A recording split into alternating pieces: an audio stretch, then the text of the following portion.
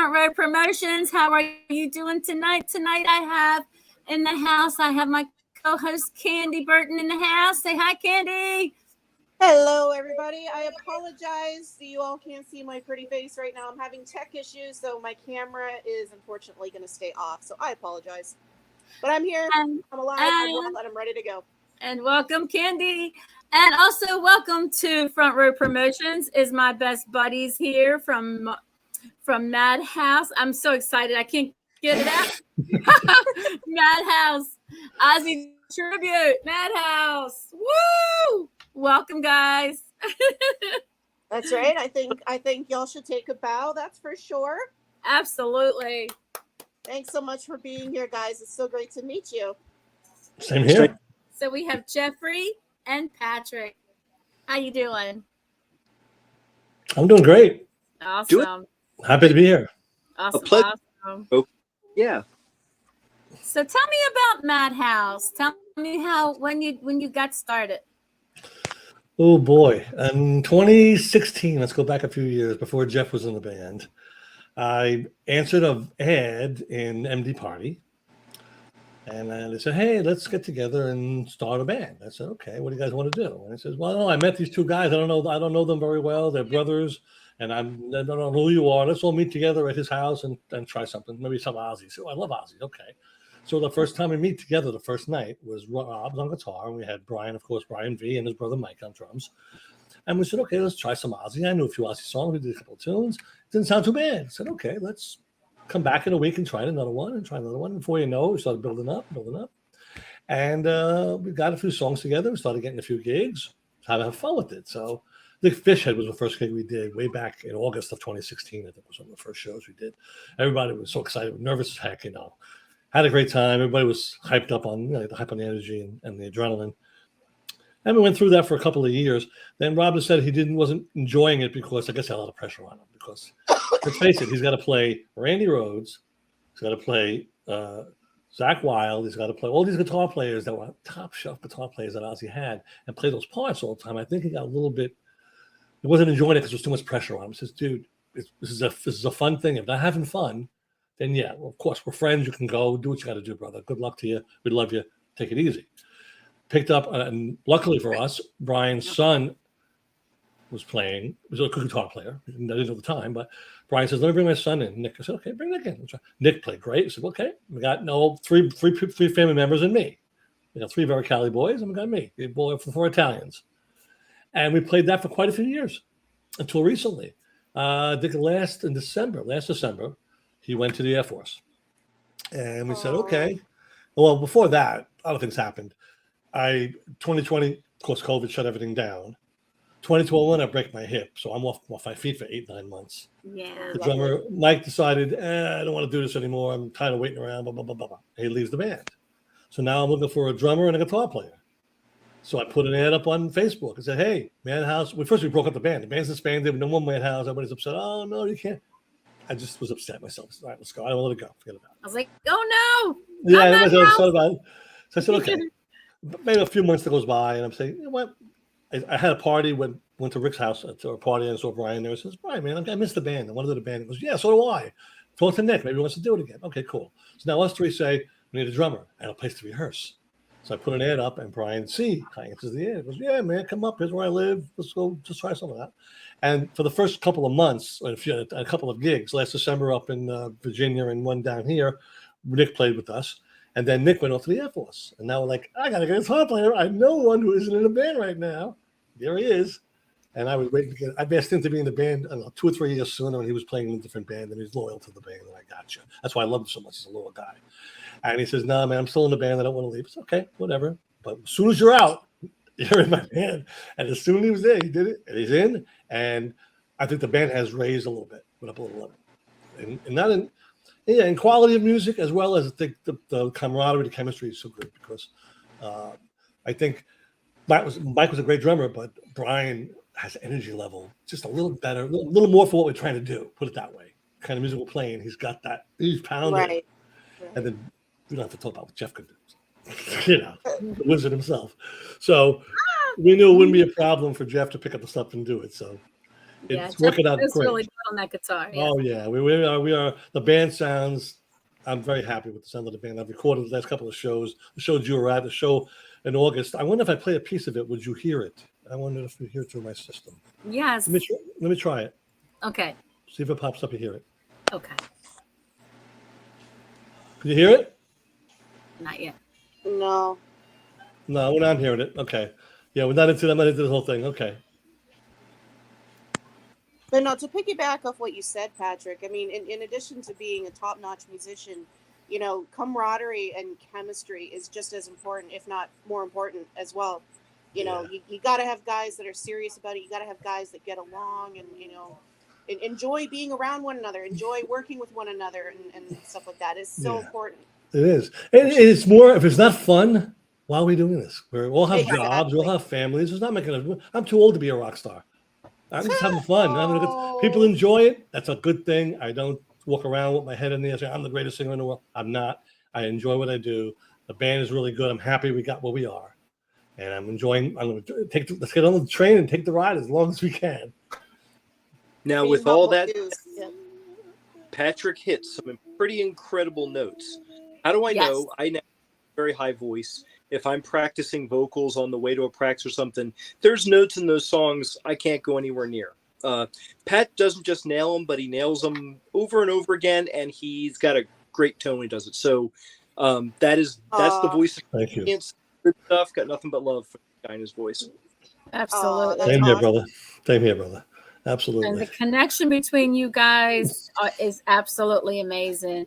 I came in the one night and I surprised you. I didn't want to tell you I was coming. And then because I haven't seen you guys in such a long time. Yeah, it's been a while. I've seen you, I'm like, ah! But these guys are absolutely amazing together. They sound like Ozzy. Jeffrey on the guitar he can shred it like there's no tomorrow.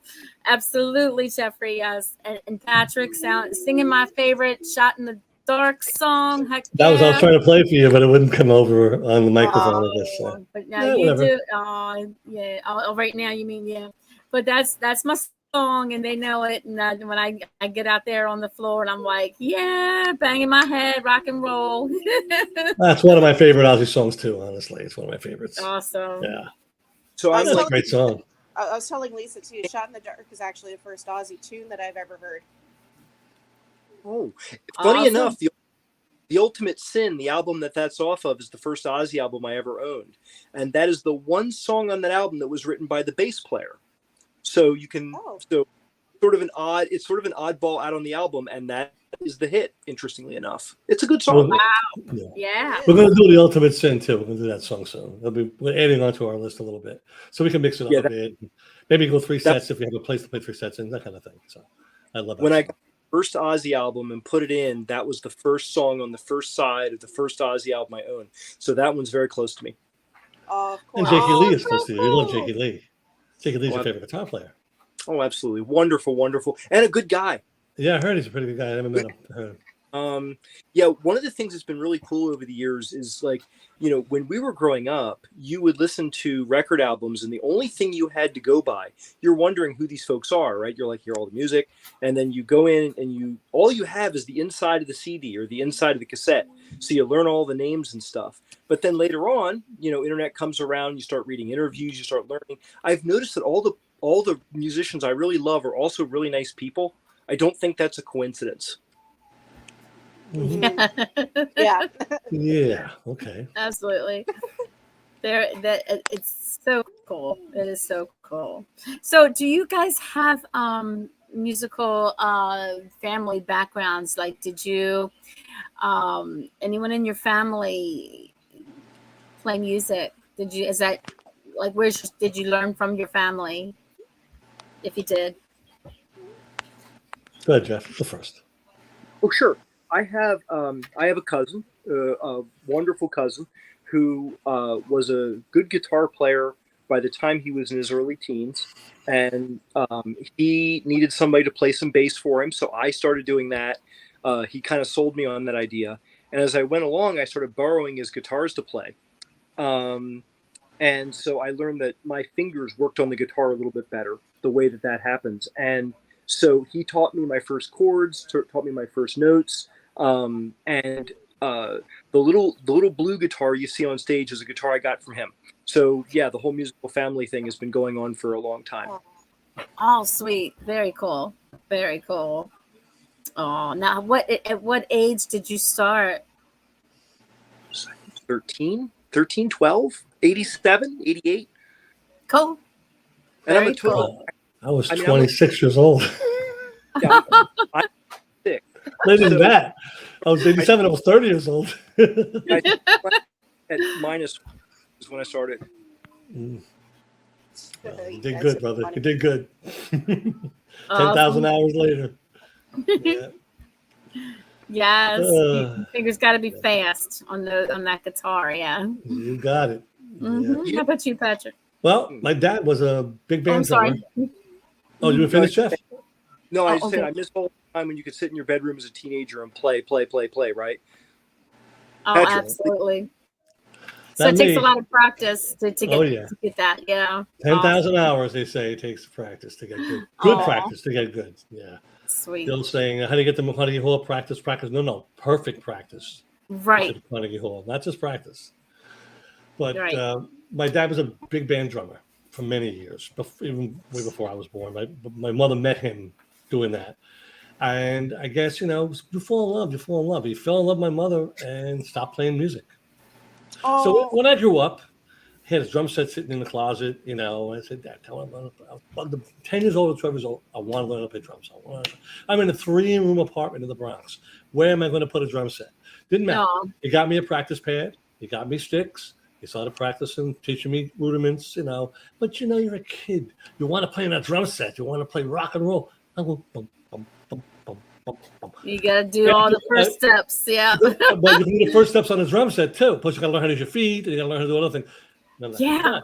So after a year of that, I'm like, I can't do this no more. I'm bored out of my mind. I don't want to do it. And he was not a patient man when it comes to teaching. Amazing musician. But if I did something wrong, whack. Oh, Hold the stick no. too tight. You're holding it too tight. Whack. You're holding it too loose. Whack. You're holding it the wrong way. Whack. So after a while of that, I'm like, I think I'm going to try guitar. Or in case I was a huge Yes fan and loved Chris Squire, so I went and got a cheap bass from somebody for $40, piece of junk. Started playing with that, and then eventually in college, I picked up that Gibson EV3 I had. I still had it. Like Jack Bruce bass, 62 EV3. I got a picture of me playing it somewhere. I could put on there if I can bring it up. But I started practicing the bass, messing around with that, and learning things on it. I didn't know how to play it. Nobody did lessons. I just kind of messed around. Played in the band for a little while, but I was having fun with it, but it wasn't my thing. Then I found out my mother said, well, your grandfather played banjo in a Dixieland band in the 20s, and I have his banjo. So my mother gave it to me eventually because I was in bands and I'm doing music. Oh, the And I've got it banjo. downstairs. Oh, so cool. Mhm. It's a 100-year-old band, they figure in 1917, 1918 because it's an open back.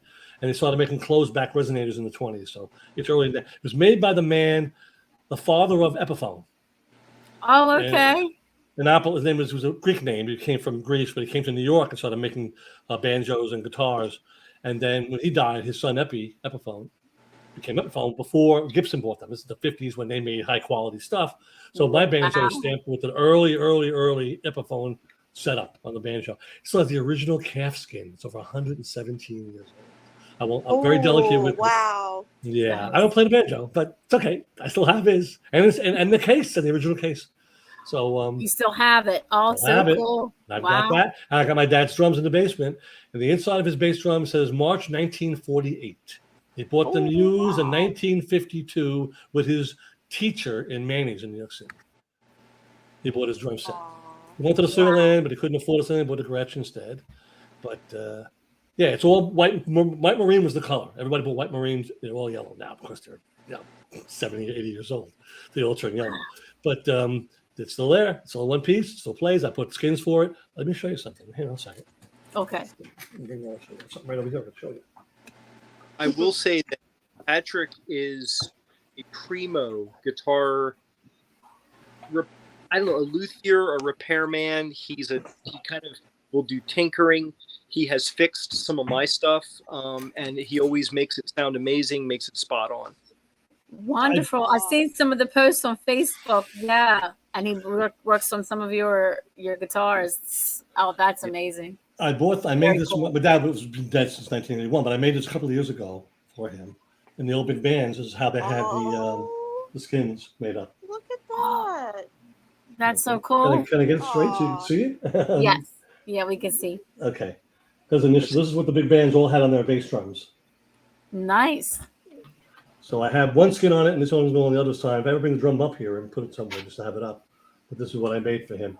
I wish he would have been around to see it, but I thought about this many years later, obviously. Right. It's a memory of him. So yeah, I thought it was pretty cool. Everybody seemed to like it. He would love it if he saw it because that's what every big band, Gene Krupa, Buddy Rich, all of them had that. Maybe a little bit smaller than that. I made a big one for him, but they come in different sizes and you can make whatever initials you want. But that's how they had that band set. If he would have stayed in the music business, he would have been a bag boy, what they call a roadie for the drummers, whatever big band it is. And then he'd sit in, and then if you sit in, that's when he sees him. He hires him and he becomes a professional musician and tours. But he gave all that up to me from my mother, and you fall in love. He said, all right, well, who's it? I thought my mother told me that he liked to drink when he was in the band.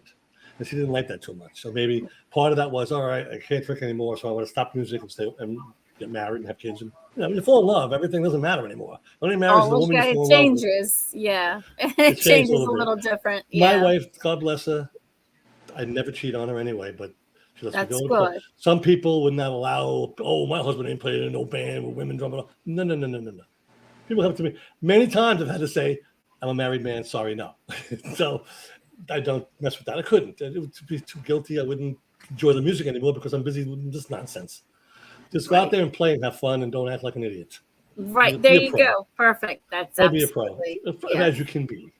But there are people out there. If you're 23 years old and you're out there and you're single, then do what you then do. I'm not saying it's right, but you do what you want to do. Nobody tells you can't do that. But if you're married, you better keep your word. Exactly.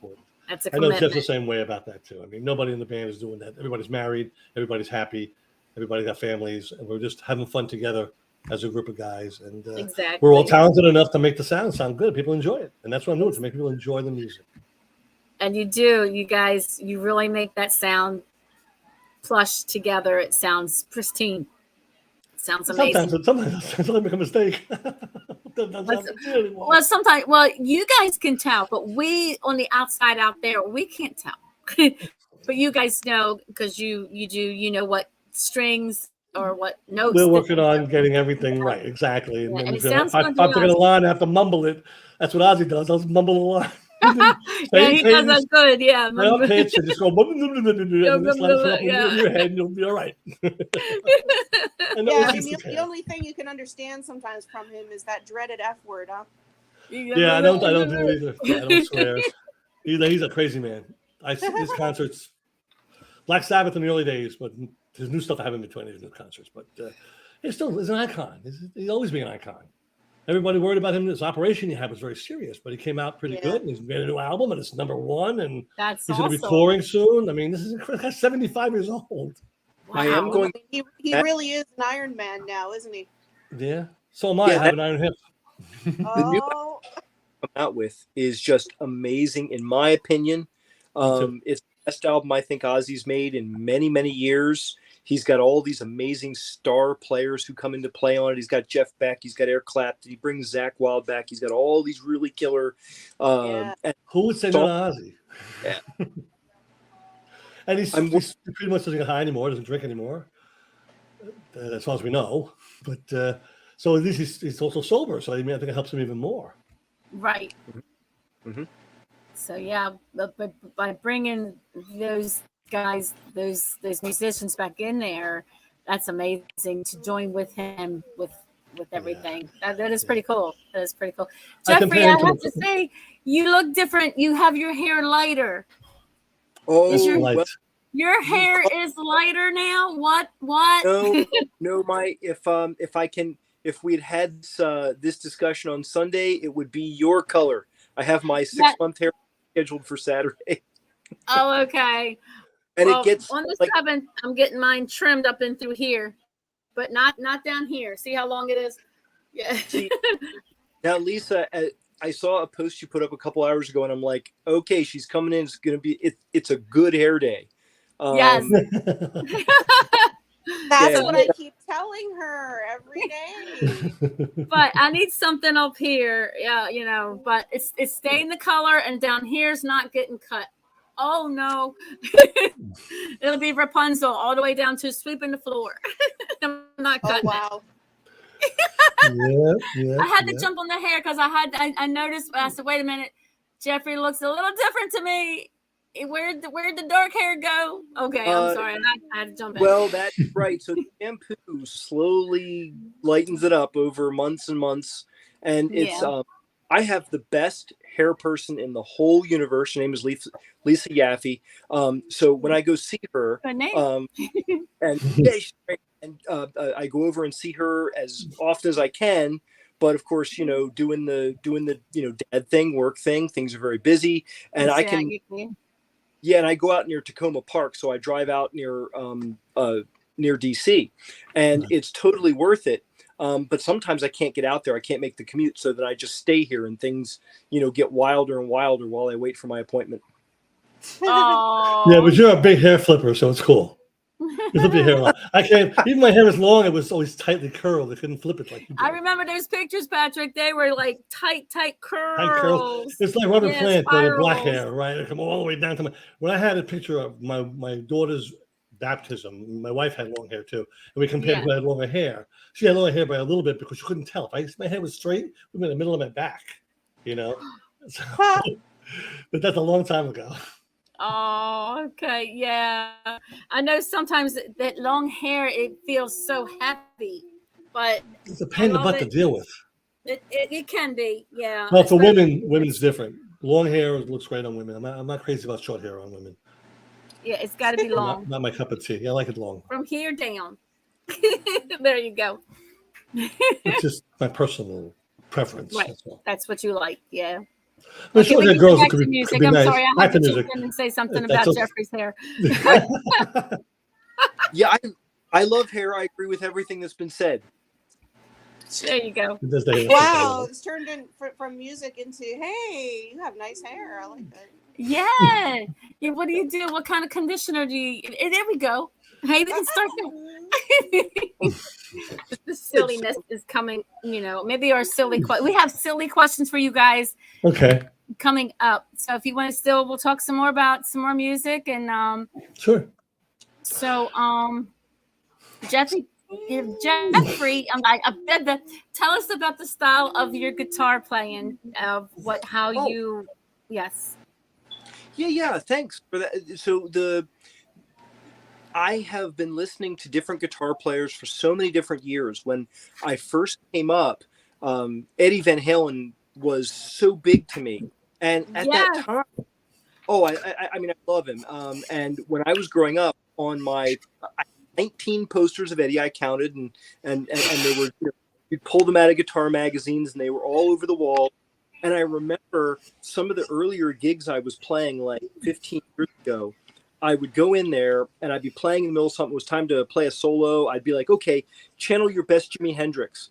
And I remember said, okay, I did my best Jimi Hendrix. Guy comes up, that was a great Van Halen solo. Oh, wow. Yeah. I started listening to all Best laid plans. Yeah. And so over the years, it's like there's so many players that I love. And when you listen to one and they really find a spot in your heart, you feel like you kind of borrow off a little piece if you can. And so, for instance, there's a guitar player named Robert Fripp. I'm going to see him tomorrow night up in DC cool. Winery. And one of the things that I love him so much, that one of the things I do is he wrote a song called Frame by Frame. And when I'm improvising solos, I will sneak little bits of that in there. I like to take bits of solos and sneak them in. And there's people who come to the shows who will be like, I heard that part from that Rush song you put in the middle of that song. I pick that up too sometimes. Rush. Yeah. Nice. What I really love is when somebody will post a video of a set or a show, and someone will say, "Hey, I know," and then they'll say exactly what tour what version of the solo that was. Yeah, that was from the 1986 Ultimate Sin tour. That was from the 1980, Blizzard of Oz tour. That was from Live Evil '82. There are people out there who are total connoisseurs, and I love them catching stuff like that. I love baking stuff like that in. It's almost like baking a cake and seeing who likes it. Right. All the ingredients. We have a friend that does that. Angel Alamo is really good with telling the dates and what album things were on. Yeah. So I give him a lot of credit for that. Angel, if you're watching, there you go. He's very good with that, doing that. Exactly. Absolutely. But that's really cool. And he gave me, as you all know, Def Leppard's my favorite. We know. Yeah, Oh, some sugar on me. Absolutely, you got it.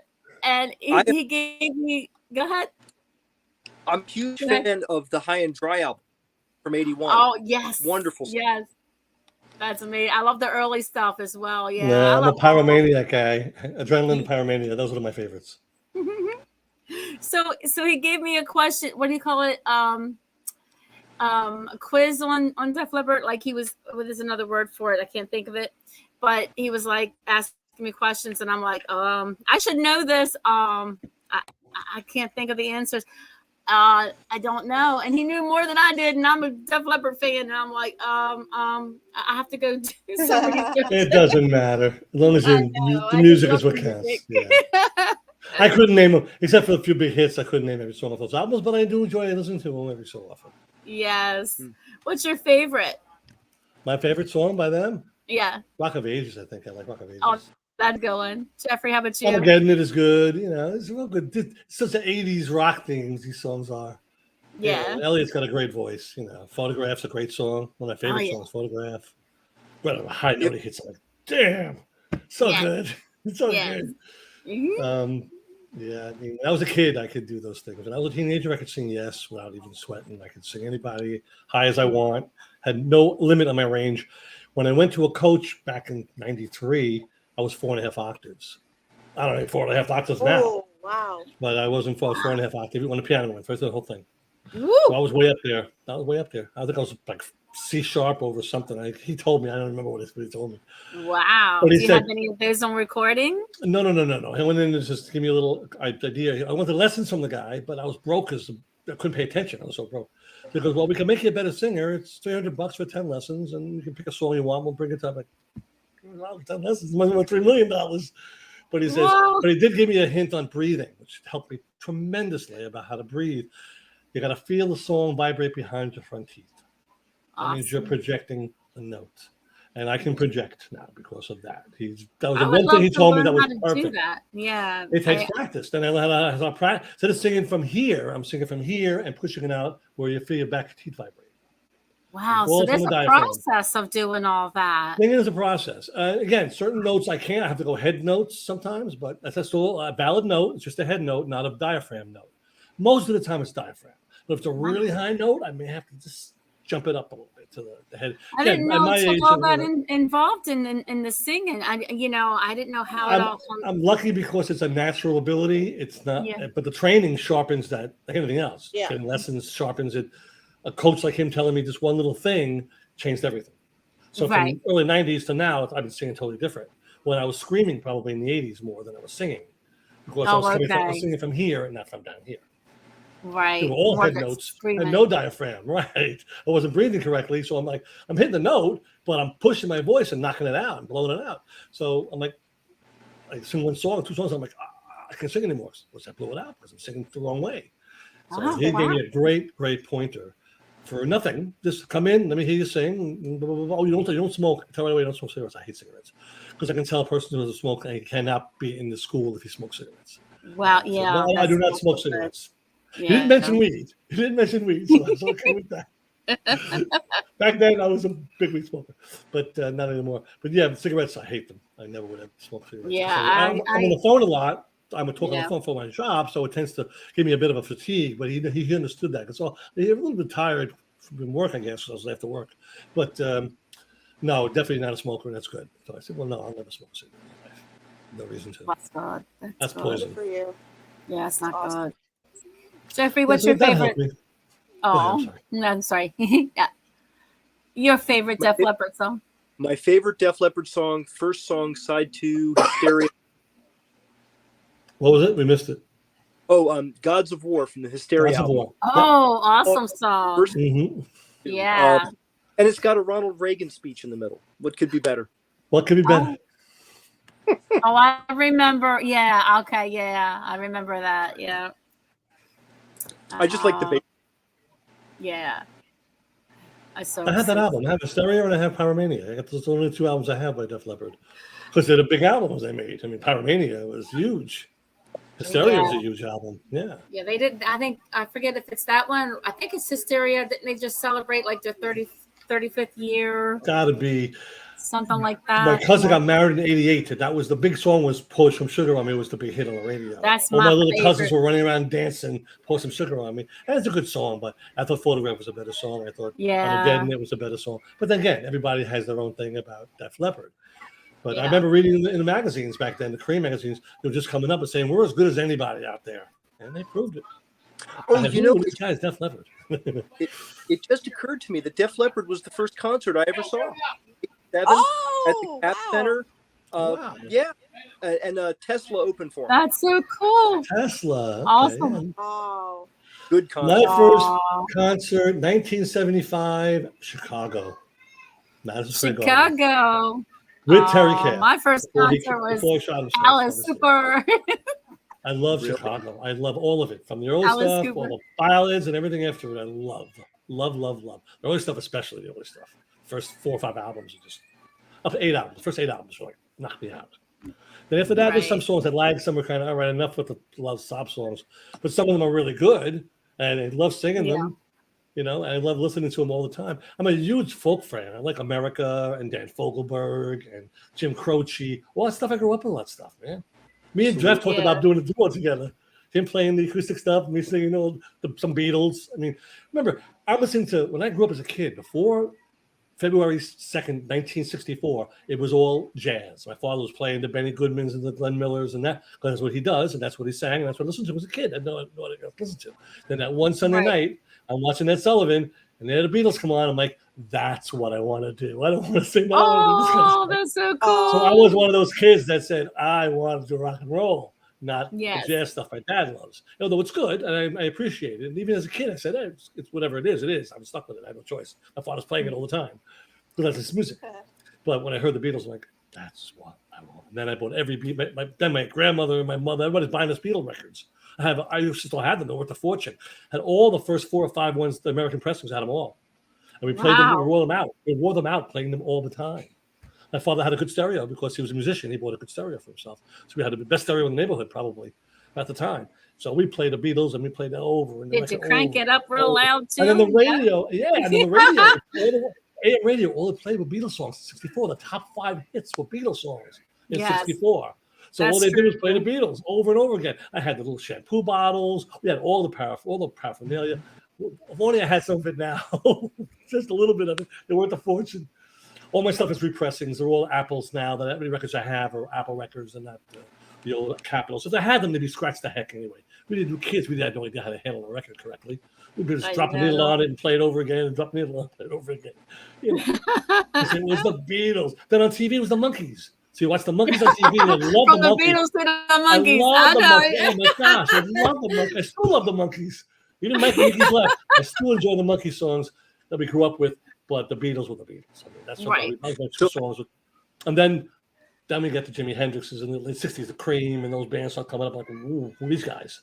You know, absolutely. The Who, of course, and the Stones with the early days, and then all that heavy stuff in the late 60s. Then you're coming out with Zeppelin, and then you have Yes and Floyd, and then the 70s roll around, and you're like, whoa. Every album is different. Every album is great. The Moody Blues. I mean, I can go on and on. I have a very eclectic taste. I can listen to Zappa and Beatles and Black Sabbath and ABBA. It wouldn't matter. The music was great. I grew up in the greatest decade of rock and roll. Yes, absolutely. I would say too. You guys were kids, little babies, but still, They got it later, but later than never. Yeah. I went out and bought the records when they were released. I remember buying Physical Graffiti for $8. All the money I had in the world was $8. And I bought the double album for Led Zeppelin because I had to have that album. And when I went home, I went, oh, it was worth every penny of the $8 I spent. Not money for a kid in 75. I'm only doing side jobs and working part-time to make a few bucks. But all my allowance money, whatever I made, went to records. Absolutely. Buying records. So Jeffrey, how many guitars do you have? So counting the one that's in Pat's shop at the moment, 14. So you only usually see about 3 of them, but I've also got a couple of acoustics, couple basses, banjo, that kind of stuff. And you got my Rickenbacker with the Rickenbacker. And I've got an old Rickenbacker bass. So I love those. But it's funny because it's like if you really get to a certain number of guitars, how are you going to? I mean, like the strings will rust faster than you can change them. Dude, tell me about it. I got 16 of them. I got 16 guitars. I don't play guitar. I got 16 guitars. You got 16, Patrick? How many? Yeah, I mean, I can't show it right next to me on the wall here. Here's one of my basses. And wow. I've got this is one of my favorites, my Jackson V. This is my Randy Rhoads kind of style guitar, Oh, that's beautiful. Whoa, is that a flying V? Yeah, Yes, they're so V. cool. I love them. Jackson V's. Yeah. I mean, I buy these things broken and then I make them new again. So these are all cheap guitars on cheap guitar wall. Jazz it up. He's got expensive guitars. I got cheap guitars. They're nice guitars, but I got them. They need work, and I just put money into them and I fix them up. Yeah, you just fix it up. Or I take a Squier like this Telly I just finished. It was a Squier Telly. Put a few parts in it and made it into a Fender Telly. Nice. Well, the thing is, I mean, and I think Pat's got a little bit of this in him too, is that I know a lot of musicians who do a very good job of like getting a guitar, getting an instrument, bring it in, you use it for a little bit, you figure out what you want to do with it, and then you're like, I really want this other one. So you sell the first one, get the second one, and people move them in and out. For me, once I get them, I kind of keep them. So I'm always on the lookout for like that perfect fit, that match made in heaven. And when I get it, I'm, as Pat knows, I never ever let go. And so, I've had a couple of those guitars I've had for 25 years, and they're great to tell stories about because they kind of grow with you. They grow with you. I mean, they get it's like children. Which one? I can't tell you. Like kids, I can't tell you which one's like better than the other. You know what I mean? That's right. I play cowboy chords. I can play A and G and C. I can't do nothing like he does. I just sit there and have fun with it. I fix them. I set them up. Oh, they sound really nice. I play a few chords. Okay, put it on my collection. I'll have to go and clean them eventually and restring them. And I got this 12 string for $50. One of my favorite instruments I have. I'll reach over here and get it. Well, I don't think anybody has as many guitars as Bobby Dreyer. How many does he have, Lisa? Like 170 or something? Who? Oh. Bobby Dreyer. Yeah, something like that. That's crazy numbers. 15 and 16 is enough. It's talking about hundreds of guitars. One. Yeah, my Fender 12 string, made in Japan. Yeah. $50 I got it for. That's a Fender 12 string. Yeah, it's from Japan. That's late lovely. 70s. $50 I got it for, and it needs a lot of work.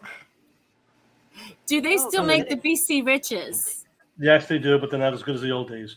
Oh, not like how it used to be. Well, the early days, Bernie Rico was the man who built them. He was a master luthier, but not a good business guy, unfortunately. And a friend of mine's got a couple of Rico's with an R on top instead of BC Rich. It's an R in a circle. That's a real BC Rich. The later models, the New Jersey stuff, that's all made in Korea. That's all. It's good stuff. I'd like to have a classic heritage bass, the Mockingbird, with the 3 pieces of wood. Oh yeah, that's a nice looking bass. About $700, $800. They're not the thousands of dollars. When I went shopping for Rickenbackers when in the 70s, Rick was $400. His bass was $1,200. I'm talking about a Rickenbacker with a case was $400. In 2001, you bought a Mockingbird with a case. It's $1,200. 1975, 76. So yeah, those were handmade masterpieces, and they're worth a fortune if you have them. Wow. Probably made really good. Yeah, That's why. Yeah, he went out of business because he wanted to make them cheap, and he can't make high quality stuff cheap. You're going to make it too much money, and people didn't buy them, and he wasn't a good businessman. But unfortunately, his son makes them now. But Bernie was the guy. Bernie Rico was the man. Bernie Rico. Okay. So I do have to tell the story about the first guitar I ever had, which was a Gibson S1. And I'm up in my office. Now, that guitar sat in the corner over there for like, almost my entire adult life. And it was painted with house paint. And I got it for $75 in like dishwashing money. And and I figured the guitar was absolutely spanked, complete toast. And then one day I looked it up. I'm like, oh, what am I just going to throw this out? What am I going to do with it? And I'm like, oh, this is not don't throw this one out. They don't make those no more. That's a Northern era gem. Pat gave it a loving restoration, and now it is back in its original color, and it plays nice, and it sounds cool. And a lot of work fixing that baby up, and you had to put a few bucks into parts because we couldn't have all the parts put together yet. So. Yeah, but she's beautiful, and she's down in the basement, and I got a case for her because I never had one. And when I first got it, there was a nail or like a screw that was in the back strap on. There wasn't even a thing for a strap. And so, Pat fixed all that stuff up. And so, there's nothing like an old piece of wood that they put together in Nashville or, Yeah, that was Kalamazoo because that was the Northern era, which weren't the best, but they were trying to copy Strats. Bolt-on neck, 3 single coil pickups. Bill Lawrence, you lost 2 of those pickups. I was upset. He's got one of them. They're rare and they're worth a fortune. I had 3 of them. He decided to put 2 humbuckers and have it. And that's fine. You do what you want with your own guitar. And those are killer pickups he put in there. But if you had the other 2 pickups, you could have new pickguard and did it the original way. But it's what he's got is beautiful for what it is. The S1s, the Marauders, mid-70 Northern era stuff, and they don't make them no more, and you can find them, and they're a little bit of money depending on what you find. I mean, they're not cheap. I've come to learn that there's a story that's behind them. That's the story of where the thing from to you, and then you tell the story, and it's I don't have any guitars where I just got like bit by a bug. I went to the store and I dropped $1,000, and here it is. It's always got to have some weird story to get to me. Something to it, yeah. Yeah. I'm not feeling that good, but I got to finish up his other Ibanez downstairs. There's another Ibanez coming after that one I got to work on. So I'll keep me busy on the bench for a while, which I love doing. I really do love doing it. Oh, that's it's fun to make these things sound different or make them come back to life. One or the other. There's a lot of satisfaction working with your hands and understanding. I did a lot of studying. I bought a lot of tools so I can do this just for myself. Pretty much. Right. My own guitars, and even though I don't play well, I still play. So I want to have the guitars be able to be tuned up and working on it. Next step is acoustic work, and it's a lot more involved, doing neck resets and stuff like that. And I've done those, but I need more tools. More tools. Okay. And they're expensive tools, so I don't bother too much with acoustics that much. I will. Just setting them up is easy, but if I got to take a neck off and reset it, that takes a lot of work to do that. I need the right kind of tools to do that. And I'm not done there yet. I need a few more tools to do that and stuff. I have a couple of guitars of mine. One a girl gave me in college. I still have it. It's a great sounding guitar, but it needs a lot of work. Somebody sat on it, and that's a mess. I mean, I've been fixing it over time, but it's still hanging on the wall. Yeah, it's hard to repair. Yeah, it's a box of sticks. I mean, you got to be careful how you make them work. Guitars are a little different. I mean, this 12-string was a disaster. It took me about 3 months to fix it. Buying a bridge for it and fixing the neck and then cleaning it up, it was a disaster. $50. This thing was $800 list price in 1978. This Fender.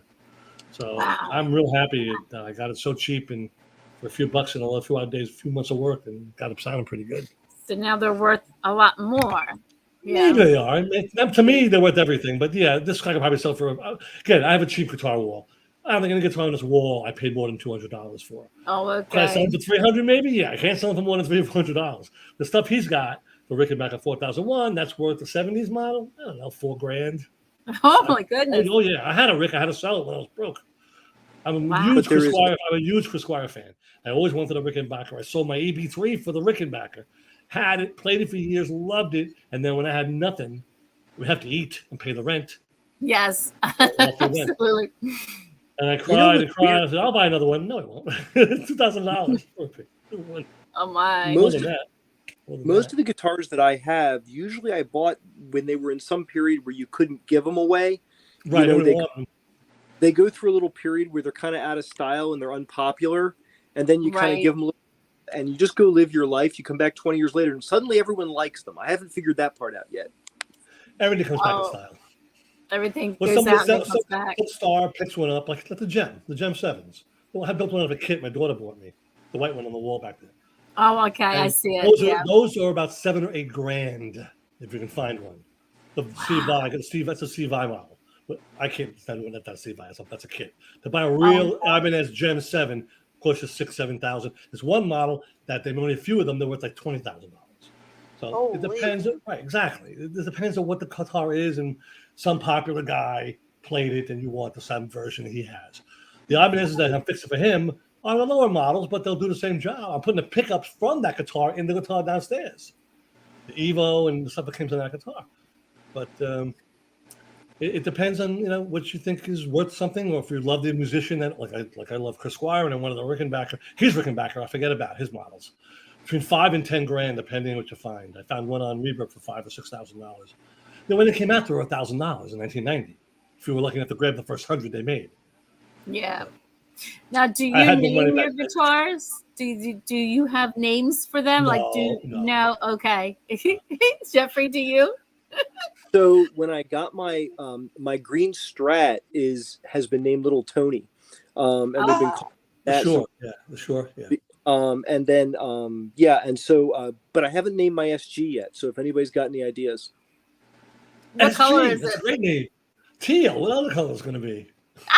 Okay. Everything is teal. They're all going to be teal. I was going to paint this one teal. No, don't paint it teal. Now, are you looking for a feminine name or something masculine? Yeah, they are kind of feminine, right? They are. I mean, even though it turned out that the first one kind of got like a guy name, but and that's cool. But yeah, girl names. Because if it's like teal colored, like why don't you call it Cole or something? Cole? Cole, like COAL, Cole. Or Tennille. Cole's black. Tennille, hey, Because the other one's Tony. You can name it Tennille. I don't know. know. The captain passed away a long time ago, though. A couple years ago. Is that allowed? She's alive. What happened? I've got a cat or somewhere. You have a cat? No, well, yeah, I do. Well, I used to have a cat. No, I was just looking for my captain's hat. I don't have it. Oh, you're a cat. Captain and Tennille. Yeah. Captain and Tennille. Yeah. They had a huge hit in 1975. When I graduated high school. I love that show. That was amazing. And then he passed like 2 years ago. I think he passed away. He was in his 80s, for God's sakes. He was in his 50s when it came out in the 70s. He was in his 40s, 50s. You know what I mean? Was his last name. Cool last name. And his and then he was married to Tony Tennille. And so when I'm riding down the road with my daughter in the car, I always ask her, do you want to hear hard rock or do you want to hear soft rock? And she always answers hard rock. And so she, good girl. Yeah. But these soft rock is coming back, man. Yacht rock to call it now. Yeah. Seals and Croft. I love Seals and Croft. He passed away too. Seals passed away 6 months ago. That's right. Man. They were all going. God, when their hits came out, they were in their 30s. That was the 70s. How many years has it been? 40 years? Now they're in his 80s, so they're in their 80s. But yeah, I love Diamond Girl and Summer Breeze and Closer to You and We Never Pass Us Away Again. I mean, they had a lot of hits. They had a lot of big hits. I love that song. I love that sound. English Dan and John Ford Coley. Great couple of hits they had in the 70s. I remember I was going to college listening to these songs on the radio. I went to college every day. I think in the mid-70s. Their big hit was Love Is the Answer, right? Love Is the Answer, or I Really Like to See You Tonight. That was a big one. I love that one. That was a big hit for them. Really Want to See You Tonight. I love that one. It's like a romantic sound Very romantic to it. Yeah. Mike Murphy, Wildfire. Huge hit for the guy. Only hit ever had, but what a huge monstrous hit. I love that song, Wildfire. Yeah. Bobby Goldsboro had two big hits, Honey, and what's the other one he had? I can't think of the song. Gosh darn it. Can't remember the Again, these guys come and go, but they made a big hit. The Hollies. The Hollies have a dozen great hits. They're the Beatles kind of thing, that so much similar to the Beatles. You had those great songs. Graham Nash was in the band in the early days. You had Bus Stop and On the Carousel, Hey Back with Interest. I go on and on about the Hollies. I love the Hollies. So, Red Lobster, this is how the conversation goes. This is what Pat and I talk about nearly constantly, like a pair of Furbies. It goes on for hours and hours. And, Susie mentions the Hollies. I'll bring up Graham Nash. Then we're into Crosby, Stills, Nash. Nash. Oh, okay. Well, just CSN. Not even young. Yeah. CSM has a lot of big hits. Deja Vu was a great album, man. Oh, I love that album. So much good stuff from these guys. Again, I grew up in the greatest time of rock and roll, the greatest bands. Absolutely. Love and Spoonful. You know, you had all these great other bands that broke up and became other bands. The Mamas and the Papas. I mean, the Association. Yes. I'll go on and on and on. I mean, so many. The 70s were just chock full of great music. Right. Whether it be progressive rock or pop rock, whatever you want to call it. Top 40 AM radio in 72. Emerson, Lake and Palmer, Yes, Jethro Tull. It's AM radio we're talking about. Yes. 1972. War Child. From the Beginning by Emerson, Lake and Palmer. Roundabout by Yes. This is AM top 40 radio. Not anymore, of course. Now music now is like turn the computer on, auto tunes in, okay, and you slow off the streak and sing.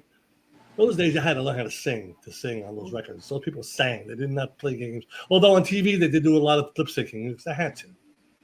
That's the way they told them you have to lip sync. You can't do it live. It's rare that you see a live performance that was live. Midnight Special was one of the few places that did that. You were live. Oh, okay. Yeah, I remember that. Otherwise, you were always lip syncing the hit record over the PA. Yeah. So, what is your favorite song to play in Ozzy and the Black Sabbath? Ooh, that's a tough one. Yeah, because there's so many good ones. So many good ones. The hardest one is Over the Mountain. That's the hardest one to sing. Okay. Of course, the energy level and the volume level of the whole song doesn't change. It's straight through. Right. Whereas I love I Can't Get a Rock and Roll, but that goes up and down. That's got a small part, then you come into the large part, then it's back to the small part again. But yeah, Over the Mountain, it's bang, bang, bang, bang, bang, bang, all the way ahead. I play the Train the same way. It's pretty much bang, bang, bang all the way through. But that's not a hard level. It's not singing very high in that song. Right. But yeah, they're all great songs. That's why we do them. They're so much fun. They are. They're absolutely. We're trying to do the first two albums, most of the first two albums, of course, Radio Roads. I mean, that's why I've got Jeffy Boy here. People with the last, I'm recording the last show, listen to the last show, and when he starts playing the Randy stuff, people are screaming in the audience for it. What he's doing. He's amazing. I could just stand there and just be in awe watching Jeff. I am. I'm standing right next to him. Going, so cool. Yeah. I'm like, yeah. So what's your favorite, Jeffrey? In the sets that we've done so far, and thank you for the kind words, I think that I really, really love playing Suicide Solution. Oh, I love that. And the reason why I love it so much is because we're playing the song, we'll be in the middle of it, and the song has parts on the guitar that aren't that busy. And what's cool about that is I can just stop, I can play a couple chords, and I can listen to the band do their thing. And that's a chance for me to hear what Pat's doing, what Brian's are doing, both the Brian's. Brian's, yes. Yeah, Brian's plural. And it's a chance for me to play a big chord and hear the thing and not be completely consumed by working through. So yeah, Suicide Solution's really cool. And I feel like Brian C really nails the drums on that one. He does. And Brian V never makes a mistake. No, he never flubbed since I've played with him how many years now? Never flubs a song, never makes a boo-boo. The man that's why he's still in my band. Because he don't make mistakes. People say, Buddy Bobby. That guy don't make mistakes. Nope, he don't. And he can play guitar pretty good too. He's a good guitar player. He play guitar as well. But Bobby LaLuna. Bobby, my bud, Luna. I love Bobby Boy. Yeah, LaLuna, yeah. But he says that Brian V don't make a mistake. He doesn't. I listen to all these recordings. You always hear him. He's always there. Yes. Never misses a spot. Never misses a note. Fantastic. That's what you want. That's right. He's a sweet guy too. He's a sweet, laid-back guy. He's in the corner. He don't matter. He don't want to be in front. He wants to play his stuff, and he's loving it. He really is sort of a secret treasure. When you kind of watch him, he does come off as a little bit quiet, but he's like the nicest dude on the planet. He is, absolutely. I love him. Very close attention to what his parts are. And you can, as the guitar player, I can interact with him and he'll do stuff and he'll interact, or he'll form a big backing thing and I can kind of climb on top, so to speak. And that is what else could you possibly want? There are only three pieces. Only three people playing music. I'm singing. So those guys got to fill everything in. There's no keyboard player in the band. We're doing sample tracks on some things, but there's no keyboard player. So he's got to cover everything, these guys. And they don't. And that's why it pulls over so well.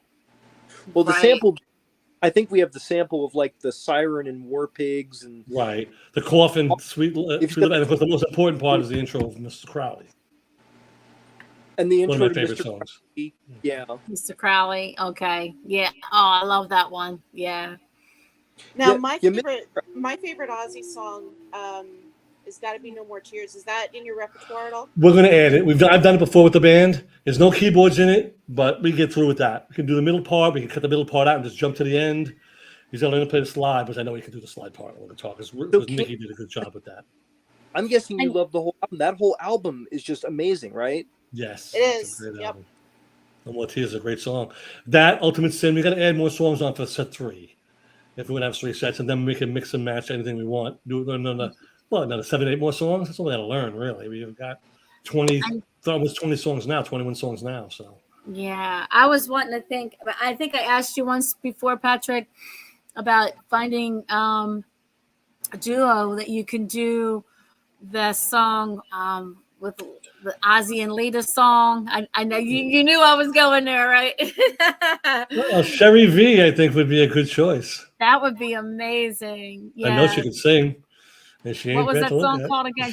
She's really good. Close Yeah. My Eyes Forever. Close My Eyes That's Forever. the one. That's the one. Oh, I just love to hear that live. Oh, that would be so. I'm not saying no. I'm going to bring her into a rehearsal with us and practice it a few times for us to get it tight, so we can do it live. She come on stage with us as a guest singer for the song, and That we'll do would it be together. so That would be a cool. blast. I wouldn't have any problem with that. Not Yes. at all. But again, Yes, I'm sure it's she gotta would be love to rehearsing do that it. for Yeah, I you. mean, for her as well. She's talented and ain't bad to look at. So no problem with that. There you go. She's very beautiful. She is. Very, very. And so are you. Oh, well, thank you. I appreciate that. Mm. I second that comment. And so are you. I've seen pictures of you, Candy. You're also very attractive. Thank you Oh. very It much. makes me wish I was young. What's that?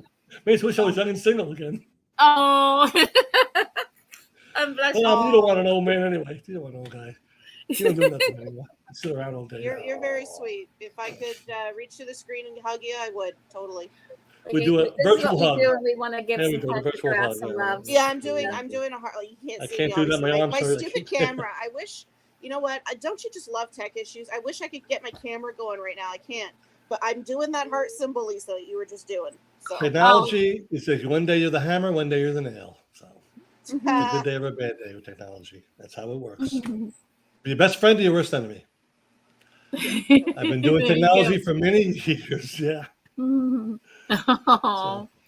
So I have a friend that's on the board is asking if you guys like any songs from Aerosmith, and that is Amy, our friend Amy. Of course, you're kidding me. Aerosmith. Wow. Yeah. Yes. What's your favorite from Aerosmith? Janie's Got a Gun is my favorite. Oh, Awesome. I like early stuff too, like Fremont and stuff. It's all great. But this song, just he got it right. They got everything right that time.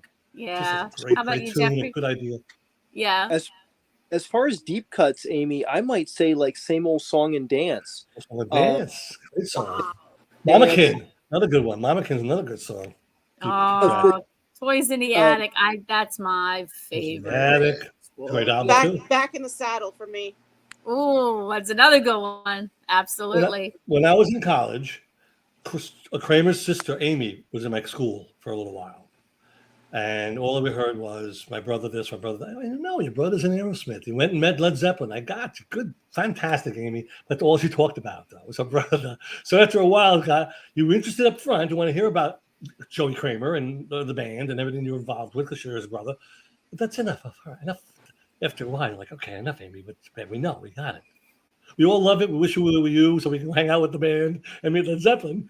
But you're Amy Kramer and we're not. So, look just like our brother too, like identical twins almost. But that was a long time ago. That was the 70s when I was in college. So I remember she came into she was only there for 6 months. I think 1 semester she was there, and she left. But we all said hi. We all knew who she was. We all talked to her for a bit. But after a while, it gets boring. My brother this, my brother that. We got it. I know. The brothers in Aerosmith. We know it. It's great. We enjoy the band. We love the shows. It's fantastic, Amy. So we always prepped her up because she was. Hey, it's exciting that your brother's in a big band, a huge rock band. He's a huge rock star. You know who Joe Kramer is. I mean, everyone knows who Joe Kramer is. Oh, that's true. Yeah. I 'Cause have I have his Joey teacher Kramer's learned from drumstick John here. Bonham, so he's like one step from John Bonham drumming. His teacher learned from John Bonham, so he's like two degrees away from the big man. So Yeah. that was pretty cool. Awesome. That's cool. I Nice to have be Joey rich and Kramer's famous. drumstick here in my office, actually. Oh, I got a Joey Kramer drumstick. That's cool. I I never did- got there's any a story- paraphernalia from her, though. Never got any There's a paraphernalia from story her. behind that one, which Did you catch it at a concert? I can tell you guys off the air because it's kind of a long story, but Oh, okay. I'm assuming you caught it at a concert. I'm assuming, or someone gave it well, to you. my mother did. Oh, okay. She caught it at a concert. Kind Good. of. Again, there's a story Okay. with her and my Gotcha. dad. But anyway, yeah, no, it's a good one. Well, Aerosmith's a great band. They're a classic American band, one of the biggest rock bands in America ever. There's no So doubt about it. With Aerosmith, of course, I always thought it was fun that they were in Sgt. Pepper's, not the album but the movie, as the What a- feature villain, and What they a did bomb. they did a Seen killer that The one. movie was a Yeah. come bomb. together. And they fist fought the Bee Gees and lost. This is I important. know. I didn't to know What? that. Peter Frampton, even like, I love Peter With- Frampton. It's a classic. The What a bomb that movie was. Have you guys seen that movie? No. Never seen Sergeant Pepper's. I seen that a long time ago. Yeah, So- it's, Narrated by George Burns. George Burns, yep. It features Peter Frampton with the Mhm. Bee Gees as his backing band, and Yeah. they go on a search for the magic instruments, and they have to fight Aerosmith to get like They're the bad guys. They're the evil guys. They're Yeah. the Yeah. evil guys. I The Blue remember that. Meanies. Yeah. Of the Still Submarine, the Blue Meanie guys. Yeah, those guys. And in fact, I mean, some of the covers on that album, the album that went for the soundtrack for that, some of the covers of those Beatles songs are really cool. Oh, But yeah, it was Robert Stigwood. It has like Right. it feels a little bit like one of those 1978 movies like Grease or something like that. Yep. Yeah. Sure. Yeah, that was thanks for bringing that up. That was a real bomb. That movie it was a bomb. It wasn't exciting to watch. The music was good. The soundtrack was good, but the movie was like, it's the Beatles No. we're talking about here. You know, you have expectations when you hear about the Beatles. To do Right. something for the Beatles, you got to be good at it because you're taking the best of the best here. You don't want to make it Exactly. sound like crap. Mhm. They changed the world. Beatles changed the world. They changed music. They changed fashion. They changed everything. That's That's all you can true. say about them. That's why they're my favorite band. And yes, it's a close second, but they are my favorite band, the Beatles. I sang in a Beatles band for 3 years. We had a blast because we sang only the early stuff, all the danceable stuff. Not so much psychedelic. So people would come out and dance. And if the girls came out and danced, so did the boys. And the boys would There you do it. go. And they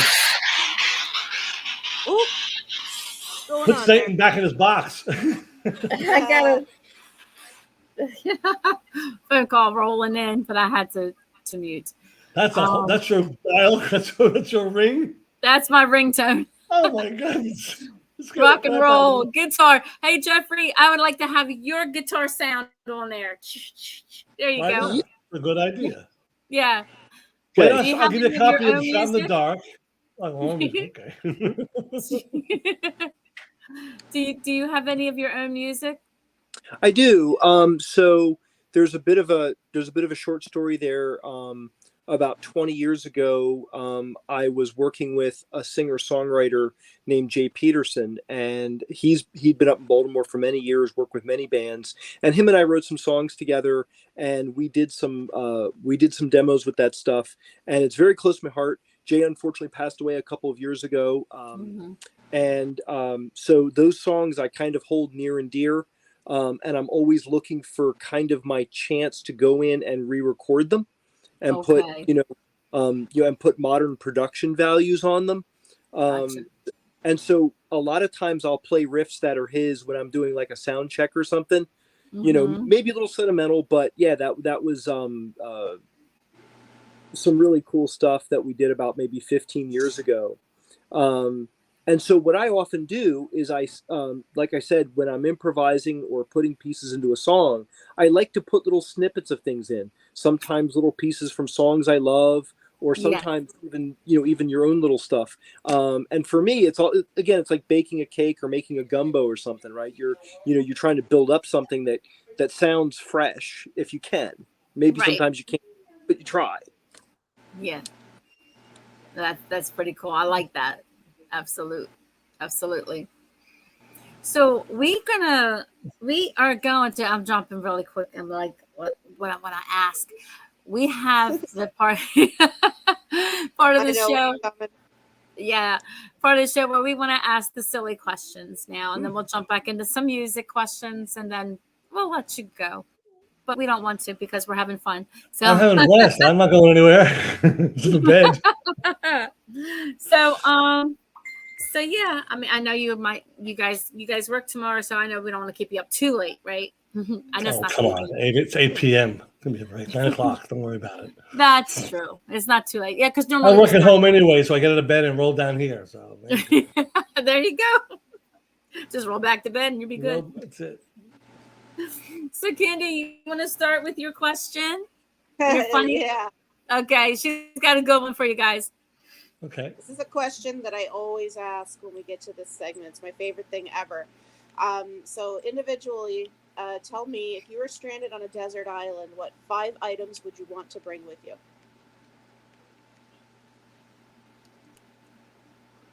Pat, you want to go first? You're probably better. Okay. A music player of some sort. Would it be my phone that can play music, or a music iPod, or something that plays music? I could not live without music. Me With too, a solar battery, so there's no worry about the sun lights out. I can hear music. There you With go. a battery, it'll hold it for the evening, so I can listen to music at night. So that would be one thing I'd have to have. Yes. I would need a cookbook on how to cook coconuts, bananas, and small birds that live on desert islands. That's 2. What else would I need? Toilet paper. Banana leaves don't cut it. I never thought about that. We never heard that on the questions that we toilet asked paper. people. The toilet paper, yes. I've used banana leaves. It don't work that well, and no fun. Toilet paper. It's 3. Oh shoot. A canteen for water. Let's be realistic. It's ocean water you can't drink. You got to make a still. You got to boil it. Whatever. You need a canteen to hold the water. It's 4. And number 5. Oh boy, a Bible. Gotta pray. That's absolutely true. Yes. That's a good thing. Those are my 5 survival things. Awesome. Jeffrey, how about you? I think I would bring my acoustic guitar, because then, if I ever got rescued, all that practicing would come in handy. I'd probably bring, so that's 1, maybe a picture of my family, a couple of knives, right? Because you can improvise all your other tools if you got some knives. So one is a spare, and then the biggest, thickest book, maybe like a complete works of Shakespeare. And not only can you read it, but this is something I learned from a David Lee Roth interview. If you're climbing up a mountain, you don't take toilet paper, you take a giant book. Oh, there we go. Okay. That works. That works. We're on a desert island. We're on a desert island now, not on a mountain. So I love it. although a book will work too. It'll work well there. Chances of chafing there on that island. So yeah, bring something Yeah, soft. that's why I think banana leaves don't work. So we want to be able to have something comfortable. So cool. 15 ways to cook bananas, 25 ways to cook coconuts, that kind of stuff. So you don't get bored.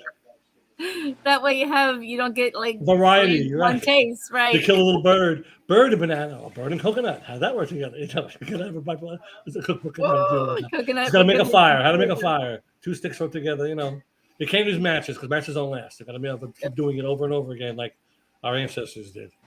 That's true. Well, my silly question for this segment is, Oh dear. here it goes. If you were in a hot tub time machine, we're making it interesting now. Hot tub time machine, and you're setting the dial. Where are you going? Where am I going? Where are you going?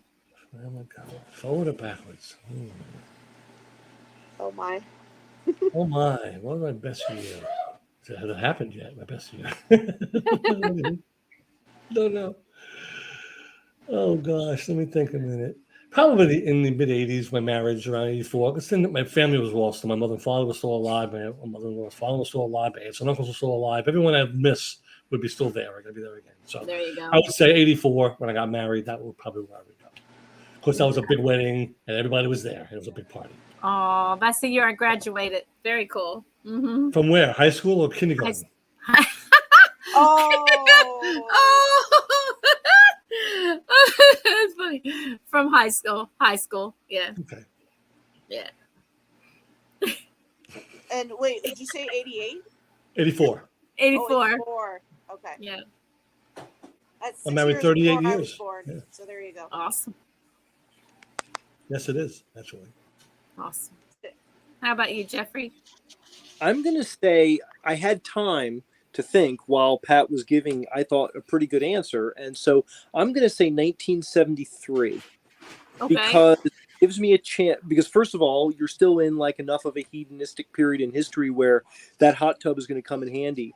And then at the same time, for me, a lot of the really coolest stuff that happened in music and cars, a lot of the stuff that I really love was happening right around then, the mid 70s. Yep. You High school know, days. My high school days, yeah. 73, 74, 75, yeah. yeah, And on from there, college. I Mhm. think that's right. That was the time, like, that's when you're going to catch, I mean, if you were in 1973, 1974, you would be able to go to a Led Zeppelin concert. And if you were really slick, you could catch Van Halen as a cover band before they. Or an opening act. Or opening act, Oh, even. Yeah. yes. And- That one. It's funny. It's funny you say that, Jeff, because every time Lisa asks me that question, I always say 73 too, because I'm a diehard Kiss fan, and I would love nothing more than be able to see Kiss on their very first concert ever. Yes, and you would get to see. I think you'd get to see Rush open for Kiss and Yep. Shana open for AC/DC. How about them apples? How about Hey, in the 60s, you have Jimi Hendrix opening for the Monkees in 67. wow. How about that? He did too. He opened up for the Monkees, Jimi Hendrix. 65, 65. I think it was 65, yeah. Before That's he the got year I really was big. born. 65, okay. Yeah. All right, well, I got another fun one for you guys. What is the weirdest question you've ever been asked? On an interview? Mm, Anywhere, interview, just anywhere? anytime. Okay. Man, that's hard. Wow. Pat, Weirdest go first. question. I'm thinking, weirdest question. To me, weird questions aren't really weird. So I gotta think a minute.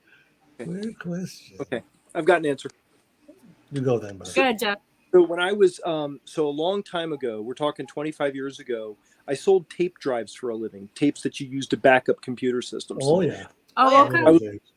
I was on the phone all day long with people from IT departments and talking to them. And one day I was talking to somebody and they transferred me over to the question. And the question was, "Are you Ping?" I said, "Huh? Who? No, I'm Jeff." He goes, and then the guy said, "I'm Quang. Are you Ping?" And I said, "No." And this went on until I gave up. Oh, wow. Best way to, so I'm Quang, are you Ping? Best way to get rid of a telemarketer. Oh, wow. I can't beat that. I don't even know what to say. Weird question. I think I got one. That's funny. So I get a lot of those telemarketer calls, and the most recent one is probably my standout moment dealing with a telemarketer.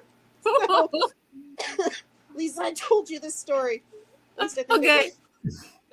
did. So I was Skyping with a very dear friend of mine, and we do this every so often. Me and my bestie Jay Oakley, we always hang out over Skype. We watch wrestling and stuff. And I got a phone call. It was a telemarketer. Hi, can we come and get your air ducts cleaned? And I'm like, no, I'm already getting them cleaned at the moment, so I can't really talk. Oh. That'll shut him up. And Did they have a all I heard after that was click and a dial tone. I think I remember sometime getting a telemarketing call about penis enlargement, and I hung up on the guy. That might have been the weirdest question I ever got. Yeah. Oh, I'm Oh like, my lordy. first of all, how did you know? And number two, mind your own business. Isn't that like It an just so implant or happens. something? Just so happens. No, I don't know. It was might have been Viagra. Something like that. Yeah, probably something like that. There It could were have other been- times. It could have been that penis this surgery. Yeah, it happened. could have been. I don't remember. I never got for any further than one penis There- enlargement. Like, click. There were other And times where I get There's an telemarketer. old joke about that. Oh my Guy goes goodness. to the doctor. With There were stuttering. other times. There were other times where I got telemarketer phone calls, and they're like, oh, "Are you interested in timeshare?" And then I start fake crying. I'm like, "Oh my god, I've had such a bad day. Can we talk?" Click. There's a great joke about penis enlargement that I want to tell you real Oh quick. dear. One day, this That's guy great. has a terrible stuttering problem, and he goes to the doctor. He goes, "Doc, I can't take a stuttering." Oh, You gotta take great. care of this." He goes, he examines him and goes, "The problem is your penis is 2 inches too long. I'll remove the 2 inches, and you won't stutter anymore." I go, "Okay, Doc, I don't care." Goes through the surgery. Come back in 6 weeks for the follow-up. "Hey, Doc, I got to tell you, the surgery was a success, but it's a failure also." And the son goes, "Well, I can't stutter anymore, but I can't satisfy my wife. Can I have the 2 inches back?" And the doctor goes, "Fuck you, it's mine now." Oh.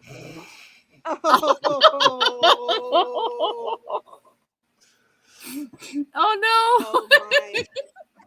Oh my lord. Sorry. No, that would be the perfect joke for our upcoming show, wouldn't it, Lisa? Oh, that would fit right perfect. Yeah, we have a Wait, new penis show. enlargement show? We have a show coming up called it's called Mistress Business. We'll just leave it at that. Okay. So with that show, we just want to do fun things and funny things and take your mind off the crazy world that we live in. So, Oh yeah, that's for sure. So we, That's for sure. yeah, you'll see. It's coming up November 1st. So tune You in. never asked me about my original music. Yeah. Okay. I wrote a whole album. Me and my guitar player up in New York wrote a whole album in the early '90s. Oh, let me hear it. Tell us. Yes. I sent you songs. You never even responded to them. It's been a couple of years ago. Oh, you gotta send them again. You and Teresa. Well, basically, it was what we were experimenting with different listen styles. to it, but go ahead, send it because that was Screaming Vamp Out, and you know where that yeah, went. probably. Yeah, I know. The point I was making was we were just kind of messing around with different styles. So we had a couple of poppy songs and a couple of heavy songs, and I think I threw a couple of poppy songs, which weren't bad. And actually, some AR people actually liked them. But you know what? It's a lottery. Oh yeah, we'd like you, but we'll talk to you later. That kind of thing. It never goes anywhere. Send it to me again, Patrick. I'm serious. Send it to me again. There's 2 songs, and I'll send them to you again. I have them online. I can just pop them to your a message for you to listen to. Again, very 80s sounding, very popish, kind of lovey songs, but well done. I think the guitar player is amazing. First of all, he played keyboards on it too, and we had a drum machine. That's how we did this, me and him. So I wrote the lyrics, he wrote the music, we arranged it together. We programmed the drum machine, and then he went and did the magic with the guitars and the basses and stuff and the keyboards. But it was fun stuff. It wasn't like serious stuff. But we were experimenting with different styles to see if we can do anything with them. And we had a lot of fun. We had an 8-track, an R8, Forex R8, which is a great little recorder for 8-track quarter-inch tape. And I've still got the master CD, the master tape somewhere, but can't play them on it. Unless you have the turn to the recorder. But I have them on CD also, and that's how I put them online. But I will get you those. I'll send them over to you after we do this, so you can take them again. Awesome. Well, say, hey, what do you guys think of these things? This is a very old, early '90s stuff that me and my buddy wrote. And like, no response. Hey, listen to them again. No response. Well, okay, well, I guess they didn't like them. I don't know. It doesn't matter. I just wondered what you thought of it because you guys are into the music thing, and again, it's old stuff. I mean, Jeff hasn't heard them at all, but I'll get Jeff listen to it for just the heck of it.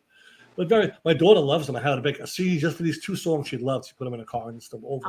Okay, yeah, I'd love to hear it. I don't know what happened before, but definitely I'll hear it this time around. That's all I'm saying. I just wanted to know. But we wrote a whole album. I have about 7 or 8 songs on here. Not all good, but some of them were heavy. Some of them were mediocre. Some of them were popish. We tried different styles. But Turn It Around and Road to Paradise. So the 2 songs I'm going to send you. Road to Paradise is kind of a poppy kind of love song. Turn It Around was more of like the band Live, that kind of sound. Or Goo Goo Dolls kind of thing. That kind of sound. Where it's rock, but it's not heavy. It's kind of a light kind of rock that we wrote. We did that one live one time, and the place loved it.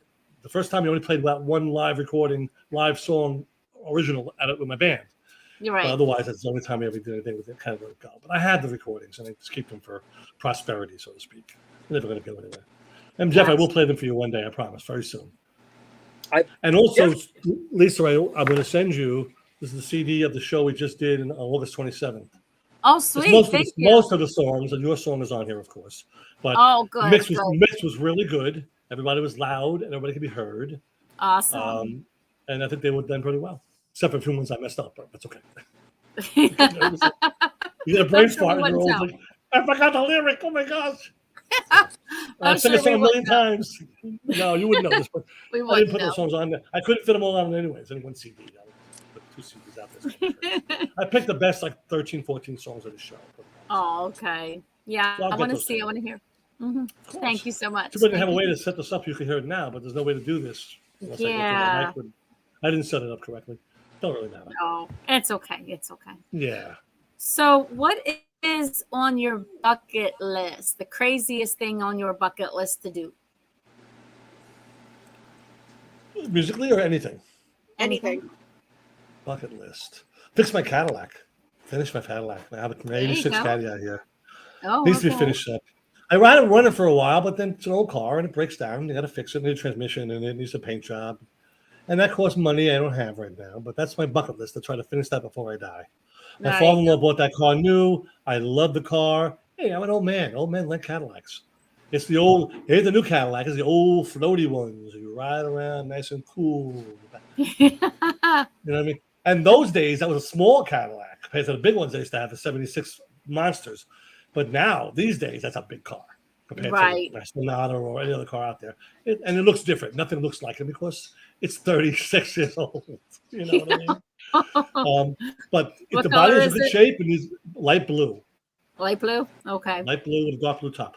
It needs a new top. Obviously, the top's all worn out. The paint's painting. The interior's in great shape. There's a lot of work on the interior. It's all velour seats, you know, and I put a nice stereo in it, a Alpine stereo in it.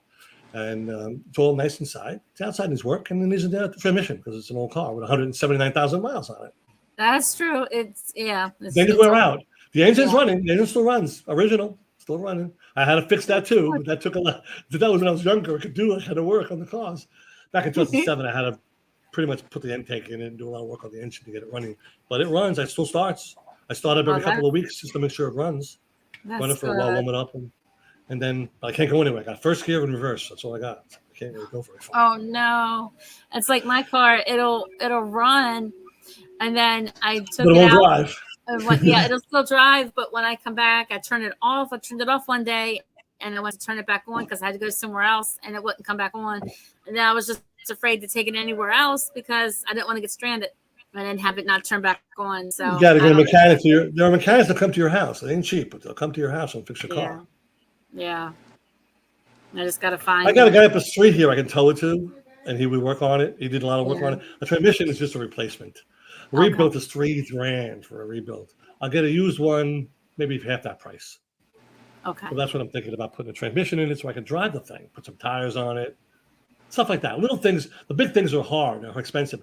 Little things I can do myself that aren't hard. Fixing the window, doing this, little things. It's not a big deal. I do it myself. But the big Right. stuff, I don't have a garage. If I had a lift and a garage, I'd finish it out myself and send it off. I have it fully built. If you had to, you could. It's mostly labor. It's mostly labor. When that my body now, I probably couldn't anymore. But when I was younger, yeah, I took cars apart. As a kid, I was always doing work on cars. I know Jeff. He has 2 vets. I fell in love with both his Corvettes because they are. Especially the '69. That's easy to fix because there's no computers in it. It's all vacuum carbureted stuff. Easy Wow. to work on. Nice. The I like- 84. The 84 has a few things in it, but not as much either. I really like the old school stuff, you know, and Me too. and for me, the bucket list is kind of the same thing. It's the car thing, but I Yeah. would really like to see what it would be like to drive all of my vehicles at their maximum speed, which is almost impossible on the crowded roads Yeah, you that have we're to on, find the Autobahn in Germany. and not safe with vehicles that are really old. So when Right. you're driving, Right. when you're driving an old car, you're kind of taking your life in your hands. You sure are. So yeah, so it would be really cool to have everything in perfect shape and go to the track and be at 155, 165 miles an hour would be really cool. Mhm. Yeah. Especially if it's your own car, like the one you're cruising to ice cream in, you know, that would be cool. Your 69 has disc brake on the front, doesn't it? Your Disc Vets, brake- is that a vet? That old one's got disc brakes all around. All around, the Vets, they would have it That's around you know the that's 60s. old. That's old caveman tech, and it's fun because when you turn them on, they smell like gasoline. They smell like a racetrack. They Smell like they ride oil. I love that smell. Yeah, they love ride the like smell go of car. karts. You know, I mean, if you're going to Yeah. drive, I mean, if you're going to drive in January, you almost need goggles. I mean, it's really Yeah. brutal. There's very little protection from radar elements, You but can it is- improve it those is- things. You got polyurethane bushings to help stiffen the ride. You got better shocks these days. 69 can be improved where it can be a better driver.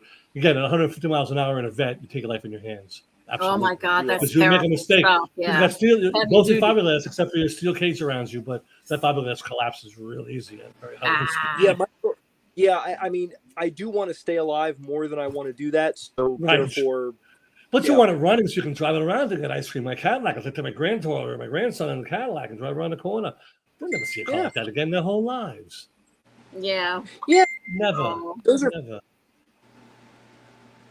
those. I mean, when you talk about the bucket list stuff, I mean, there's all these really cool things. I'd like to do Kilimanjaro. You know, that big mountain that you can walk up without having to be a professional climber. There's all these really cool things. A lot of travel. I mean, it would be cool to Yeah, go to travel like. I'd really like to see some of those countries where like the cathedrals are and the really big Italy, buildings. France. Yeah, sure. Yeah, Italy, especially yeah. for me. I look at Italy, Rome, Naples, where my family comes from. Go to Naples. You can see it. You have the Mount of Vesuvius now. You can see Pompeii. You can go down to Herculaneum. You can see a lot of stuff by there. And if you go up to north, you got Rome, of course. If you go further north, you got Tuscany. You've got Venice. You've got Bologna. You've got a lot of places in Italy you can see for a small You country. said your There's a lot family's of from places to Rome? do. Naples. Yeah, there might be Naples. some Rome, but most of my family's from Rome. My father's side of the family, Abruzzi a little bit too, but mostly Napolitan. Mostly from Naples. At the foot of Vesuvius. If it blows up again, Naples is done. Oh, no. If it ever explodes again. Well, Pompeii was richer than Rome. It had competitions with Rome for its wealth and its grandeur. And then it gone in 24 hours. It was all gone. Ouch. Herculaneum also, which was smaller one below, at the very foot of Vesuvius was Herculaneum. That was wiped out quickly before Pompeii ever got done. And then also, these are all port, ocean, right along the ocean, right along the port. So a lot of ships coming through those areas. Naples That's too, so is Rome. Yeah, they're all on the coast. Yeah. I would love to go to Italy. I would trip in Italy. I'd love it. Lisa So- and Candy, I want to put on you guys' bucket list. Yeah. If you like, What's on Lisa, my you go bucket first. list? Go first, Lisa. Okay. My bucket list. As you all know, I love Def Leppard. My Okay. bucket list is to meet the guys of Def Leppard, and that would be I would be happy enough for that. But to meet them, get a picture with them, and to stand on Hang the out under the stage. Just kidding. yes, stand on the side of the stage and watch them perform. That would Under be the my stage. bucket list. That's different. Under the stage is different than outside of the stage. You've heard their stories, right? But What under the happened? stage, under the stage, what happens under the stage during the shows? Oh, You've heard about those. yeah. No, I want to be on the side of it, not Side under of the it. stage, not under it. No, Those no. are I ladies. wanna- Those are naughty I just girls. want to Girls meet are them. there. That's it. Yeah.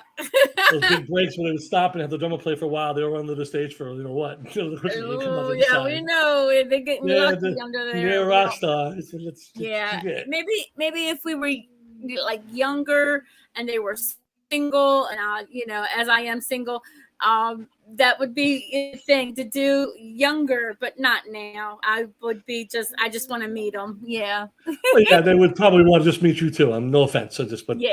I'm yeah, sure 'cause they're all past that. They're all past that too. They're all in their 50s and stuff. The kids are married. they got their wives and whatnots. and Right, stuff. they're right. They're past that part, right? Yeah. Exactly. So if I Those was days don't younger, come. that would be like yes. Those days will never come back for any band. The bands now are not like that.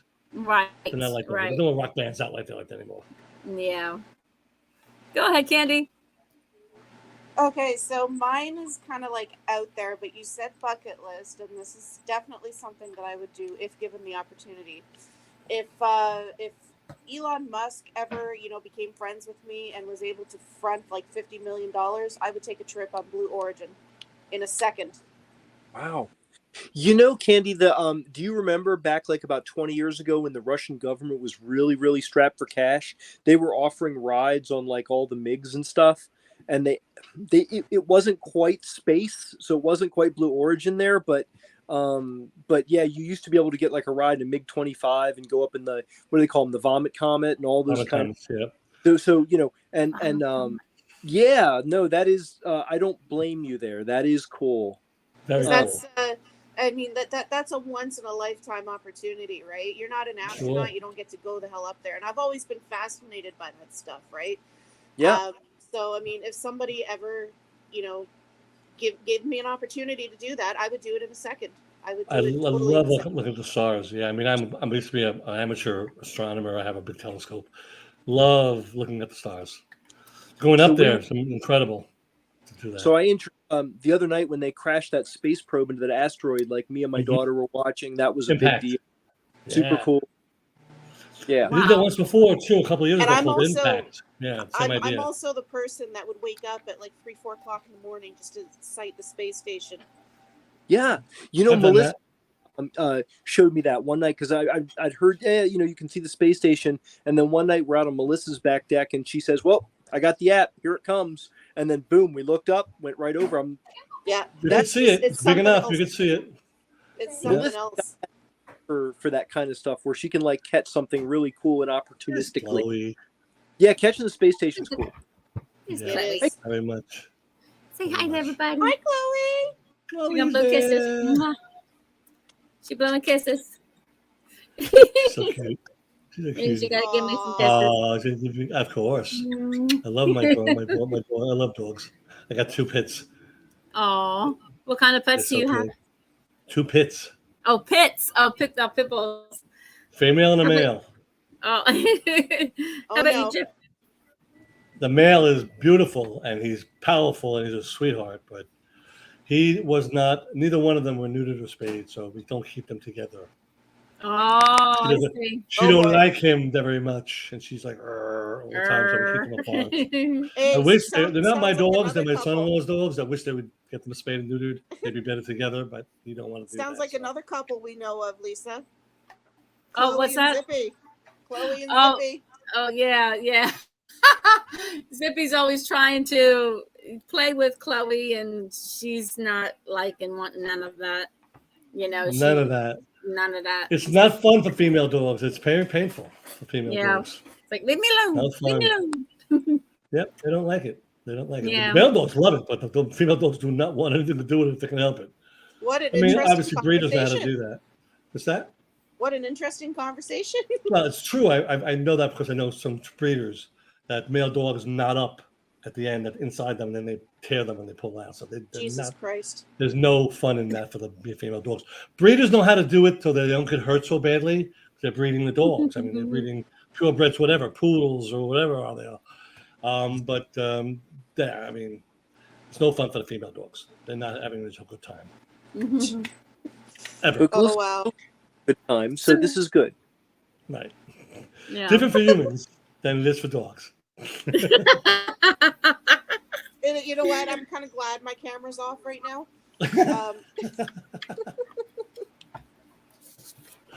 Just a little Lord. fact about dog life that we should all understand. Yeah. Oh my gosh. So what's your favorite quote? My favorite quote.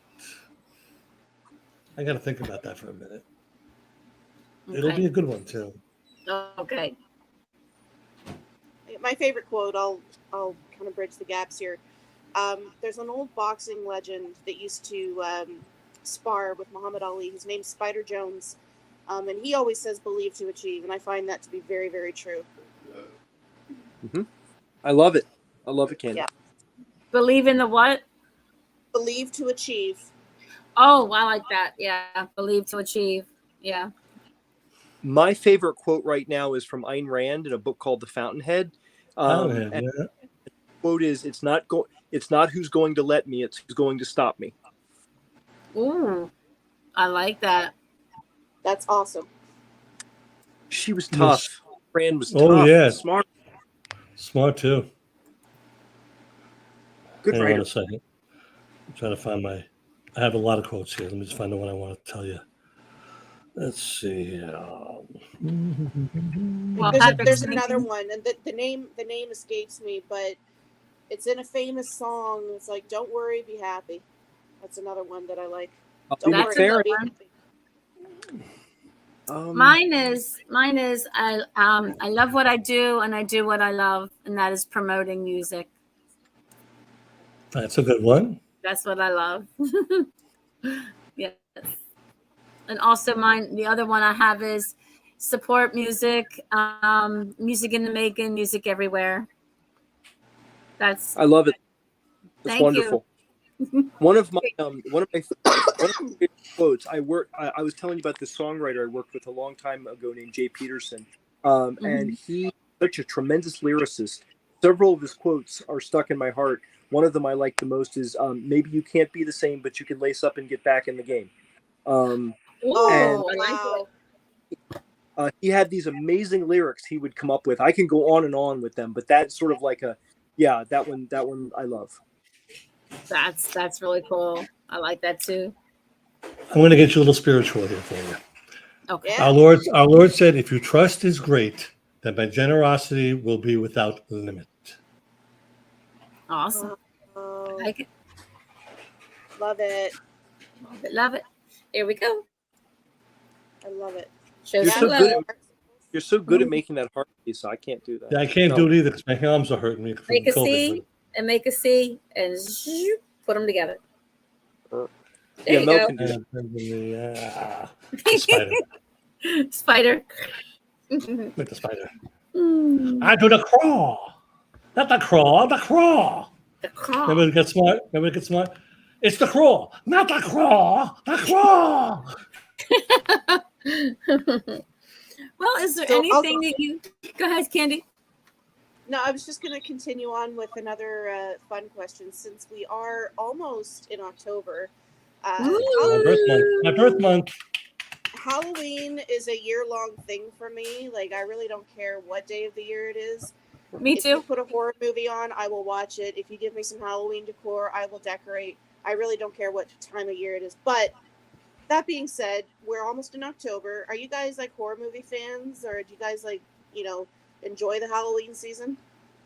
I have and I have a recommendation. If you haven't seen it yet, I would recommend The Abominable Dr. Phibes from 1971. Vincent Abdominal Dr. Ooh. Any Five. Vincent Price movie, any Vincent. The Abominable- Mask of the Red Death. Watch that one for Halloween. Yeah, It's he got a did, pants yeah, off there. Vincent Price also did The Mask of Red Death. So I've Hitting the always pendulum. We'll go on and on. Did you ever see I've the always been Terrifier? into the whole idea. No, that No, I'm sounds sorry, good. Candy. Go ahead. No, that's all right. I think we're glitching a little bit here. That's all good. I do enjoy No, the I mean, holiday. I've always been into the whole.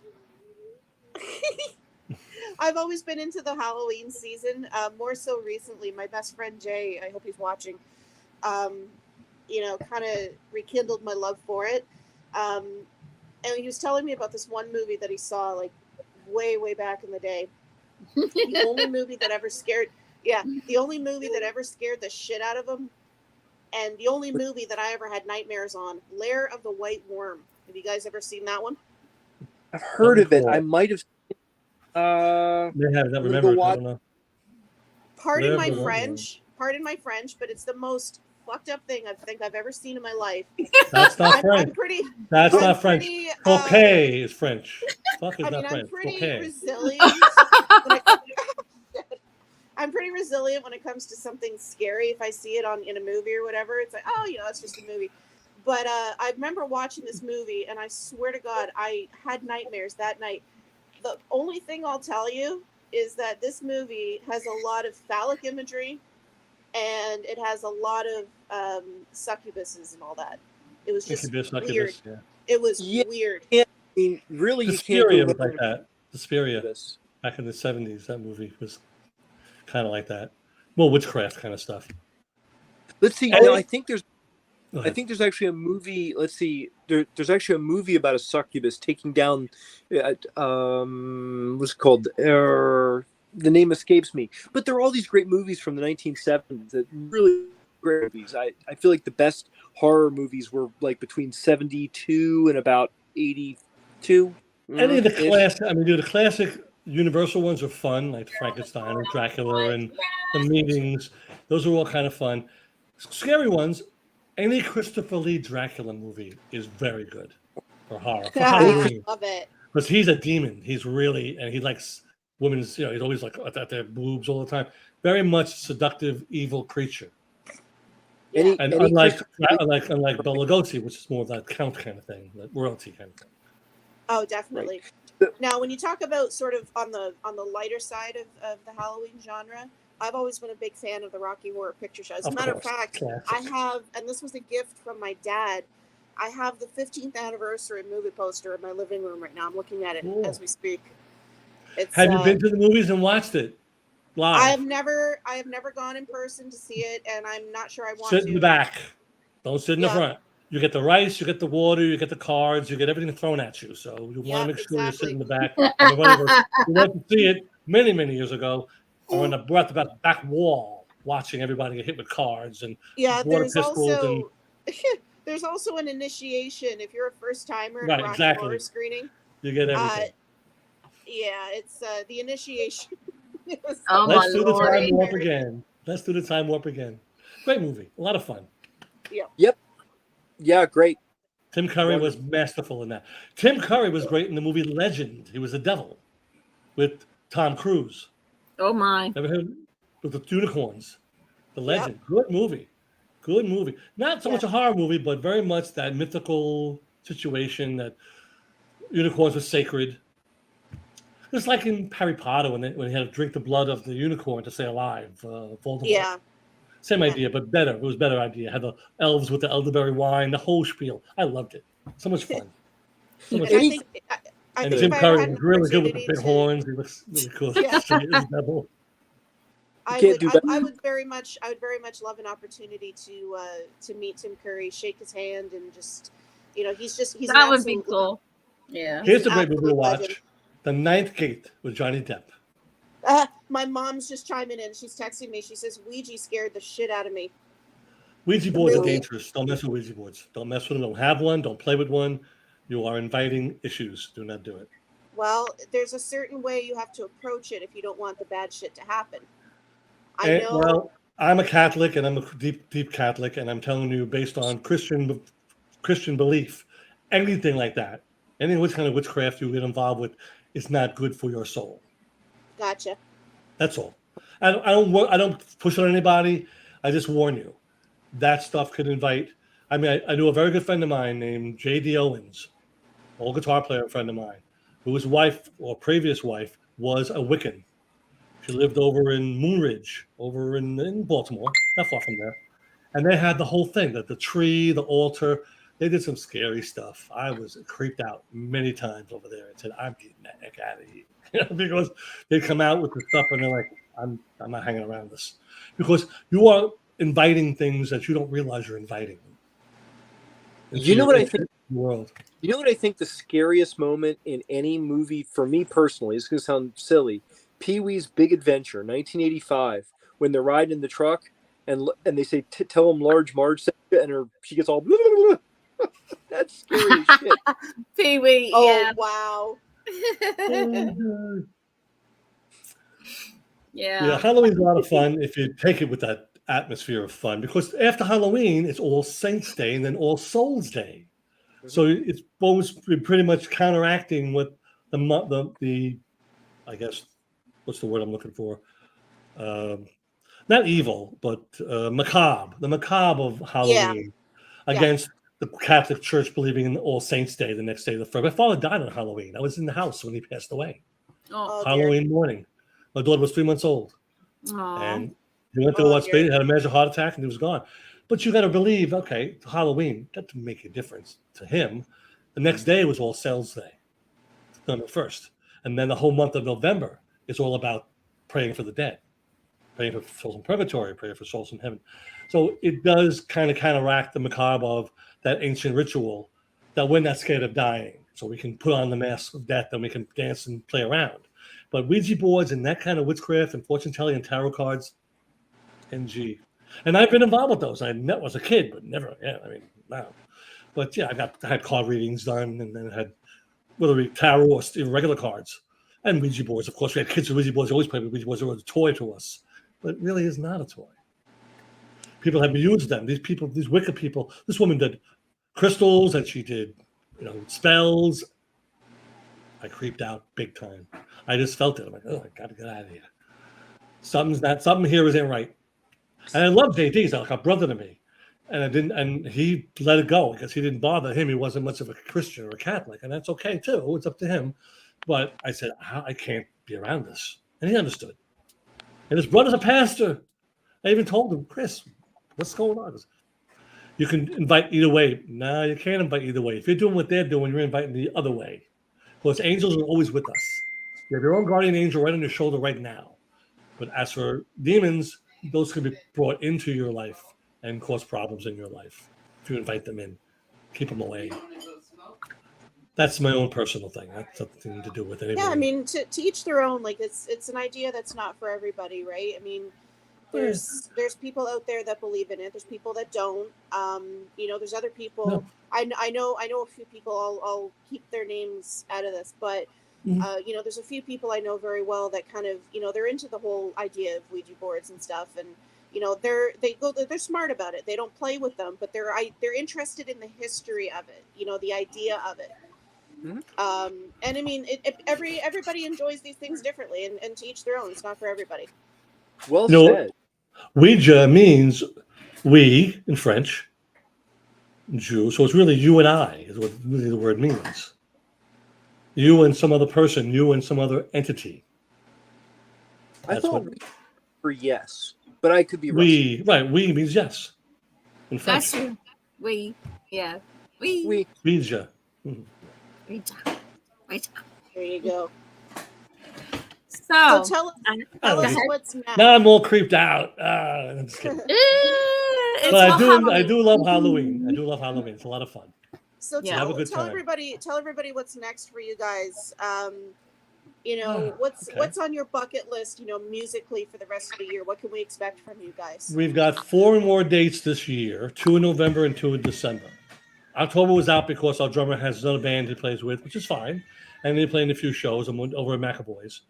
So we're going to play November 4th and I think the 13th up at Racehorse Tavern in PA. Oh, okay. December also. So Teresa got those 4 gigs up there. Next year, February 4th, we're back at the Firehouse. I like that. Yeah. We got 3 dates out of her there. We got the 4th of February, the 13th of May, and way back till my birthday, October 28th, that week of my birthday, for the last one next year. Sweet. Over at Firehouse. And we're going to fill in between. So I think Ryan said he's getting us in McAvoy's. We may get involved with Starley. I don't know how that's going to work out yet. I'm leaving that to Brian because his buddy in the band knows one of the people at Starley because they're getting involved with Starley. Gotcha. The only thing about Starley I don't like is Starley may put too many demands on us. I'm an old guy. I can't be doing more than 2 shows a month. Can't do too many. Yeah. 2 shows a month is my max unless it's something worthwhile, like a benefit or something. But for shows, it's a push for me to do more than 2 shows a month. I think that's more than enough. I mean, a month, not that whole year. A month. That's 12. That's 24 shows a year. That's enough shows for a cover band. If something else pops up, I'm saying then we'll do it. Yeah. Let me tell you something. I got some good friends who are in a KISS tribute band. They've been around for 28 years, and they do 50 some odd, sometimes 60 shows a year. God bless them. Yep. Because they make up, of course. That's the whole thing. The show. Makeup, spandex, it's the show. everything. Well, we opened up for Cold Gin for a while. They gave us some opportunities to open up for some clubs. Yeah. They give us opportunity to be shown, and we appreciate that. Charles has been a good friend of us. And that's fine. And we haven't done that anymore because we're on our own now, doing our own thing. But those guys put on a great show for KISS. If you're a KISS fan, which I'm not, but they put on a great show. Yes. That's all I can say. To me, they're all show no-go, and that's okay. The music does not excite me at all. But they are a great band. They put on a great show, and all the credit they've got, all the Gene Simmons stuff he's got, it's all done because of their smarts. Okay, I want to say on my musical bucket list, I don't know if Bobby LaLuna happens to be tuning in at the moment, but I've always wanted to play the KISS song Deuce with him, and we do that stupid dance that goes down and air. I love that. Yes. Oh, yes. I love KISS. I'm sorry. I think it's okay. All great. It was when I was in the early 70s. Progressive rock was my thing, and KISS was coming out. Everybody's like KISS. I'm like, I'm listening to Yes and King Crimson and LELP, and this stuff is like, give me a break. No, this is good. Jeff, tell me. Okay, skill testing question. What's your favorite KISS album? My favorite KISS album? Yes. You might not like the answer. I really, really dig Music from the Elder. No, I love that. You know what? The Elder is so highly underrated. It really is. My That's favorite right. song off that album's got to be The Oath. I love The Oath. Yeah, The Oath, and I mean, I think that for some reason I really love the songwriting on that. I know that they reached, they tried to reach big and go for the concept album stuff, and I really Right. like that they did it big. And Creatures of the Night is super cool. So there's that little window right there, and Right. Yeah. And anything with Vinnie Vincent, who I absolutely love. I know that a lot I of people love don't Vinnie like him, Vincent. Yes. but it would be so cool. That would be a bucket list thing to meet Vinnie Vincent. I know that a lot of people don't like him, but he's been sort of a, always wonder how he does what he does. I've always been Yeah. fascinated by it.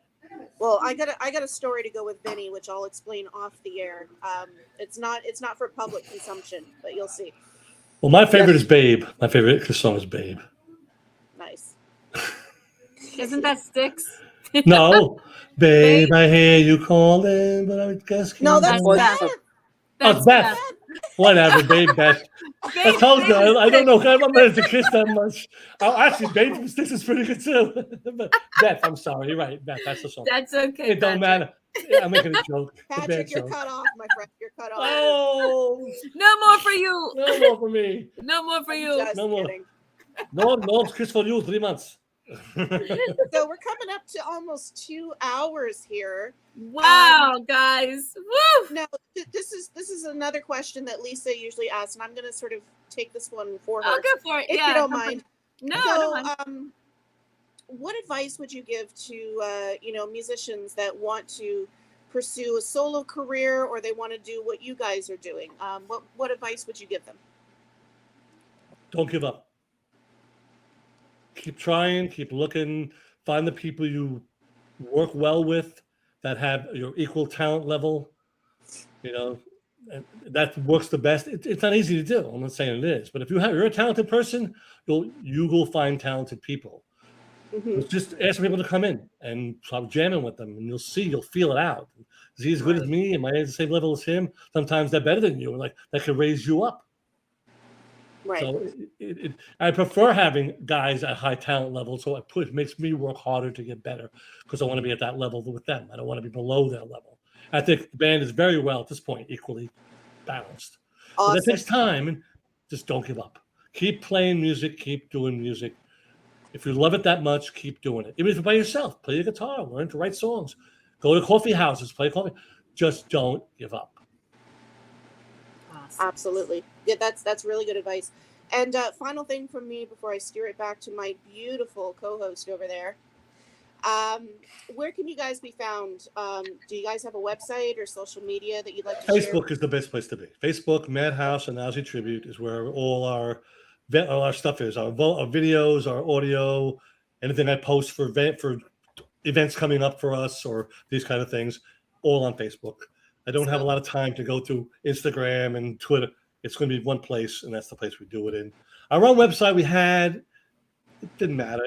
Facebook is more accessible to people than a personal It's easier. Yeah. Facebook. And it's easier for everybody. I don't have the time.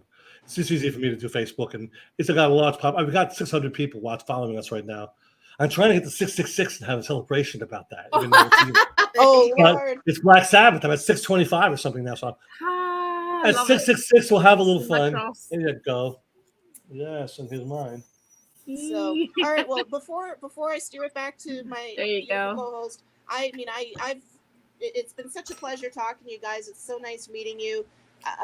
Thanks for being on the show. Like, this was really Absolutely. fun.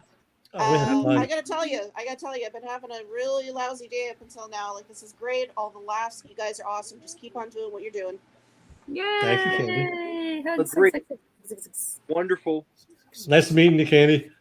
I would make the heart, but I only have one free hand because the other hand has to hold the phone. Oh, that's Otherwise, okay. Good. I'm glad you There said you that go. the other hand was holding there. I'm glad you said Nope, that. I have You can both get like hands free because I have a camera on my mouth on my stand. And You can have an affectionate claw is like the best I can do. the craw, not the craw, the craw. There is a beeping noise in my house. Me. I don't know where it's That's coming from. No, my phone, my watch is back at 10 o'clock. Was that your beeping? My phone beeping, my little watch beeping at 10 o'clock. Oh, okay. I thought it was here in my house, and I don't have nothing set, so I don't know what that was. No, it's moi. That was you. Okay. It's oui. Oui, monsieur. All right, Oui, Lisa. mademoiselle. All you. Okay. All Okay. you. My one question I'd like to ask everyone in the interview is that feeling when you're up on stage, and what's that feeling like singing out to everyone, no matter what stage you're on, whether it's a small stage, a huge stage, wherever you're playing at. What is that feeling like being up there playing for everyone? It's an incredible feeling. I wouldn't do it otherwise. And not even if I sang to empty bars, it didn't matter. I just want to sing. You know what? When you sing, for me anyway, it's so been part of my life. I've been singing. My mother told me I started singing when I was 3 years old. Wow, so cool. Mommy, whatever it was, right? And then I sang in every play from kindergarten to 8th grade. So I mean, I think it's just part of me, and it makes me feel. First, I feel young. I don't feel like I'm paid. First of all, secondly, if I'm giving people enjoyment, it's an energy. Especially for the crowd, like the last couple of shows with packed houses, we've been screaming back at us. We love it. I mean, you eat that up. And then best drug in the world.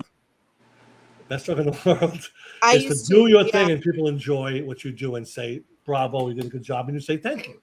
Exactly. There you go. I used to sing quite, I used to be in a children's choir when I was about 10 to about 12, 13. We had a lot of musical direction, which was great. And what you're saying about being up there and watching people enjoy, just what you're doing, and they get joy out of seeing you perform. The ultimate compliment that I ever got was about 12 years old. I think it was 2002, if I'm not mistaken. God rest the Queen. I mean, she was so amazing. We were chosen as one of the choirs to sing at her Golden Jubilee. We're about half a dozen choirs lined up as she walked out. And I'll never forget this as long as I live. When you talk about watching people's faces, she walked right past us and she had the biggest smile on her face as she was watching us sing. Yeah, that's wonderful. I'll never forget that. What a great memory. Thanks for sharing. Yeah, yes. Those are good moments. Those are important. Special, very special. Yeah, never forget that. But yeah, I mean, it goes, like I said, to what you're saying, Patrick. When you're up there and you're watching people enjoy what you do, that's amazing. It's just absolutely. It's part of your soul, part of my soul coming out. Absolutely. It's not like I'm singing from here. I'm singing from here in my heart, in my body. Music touches the soul. My body vibrates. Yeah, it's a vibration. It's like the whole body kind of vibrates. Because I sing loud. I have a projectile voice, and I sing hard and loud. My whole body's vibrating. That's just my throat. Wow. So it's kind of, you get that feeling, and it's sure. It's nothing like it. No, never been. That's even when I was a kid on stage and the kid would clap for us. I was like, I like this. It's fun. I'm on stage. There's lights. That's what I want to do. Yeah. The audience is dark, but I hear them and they applaud. You're hooked. Absolutely. How about you, Jeff? Yeah. Thanks. Teresa Palm was talking to me one day a few years ago after a set.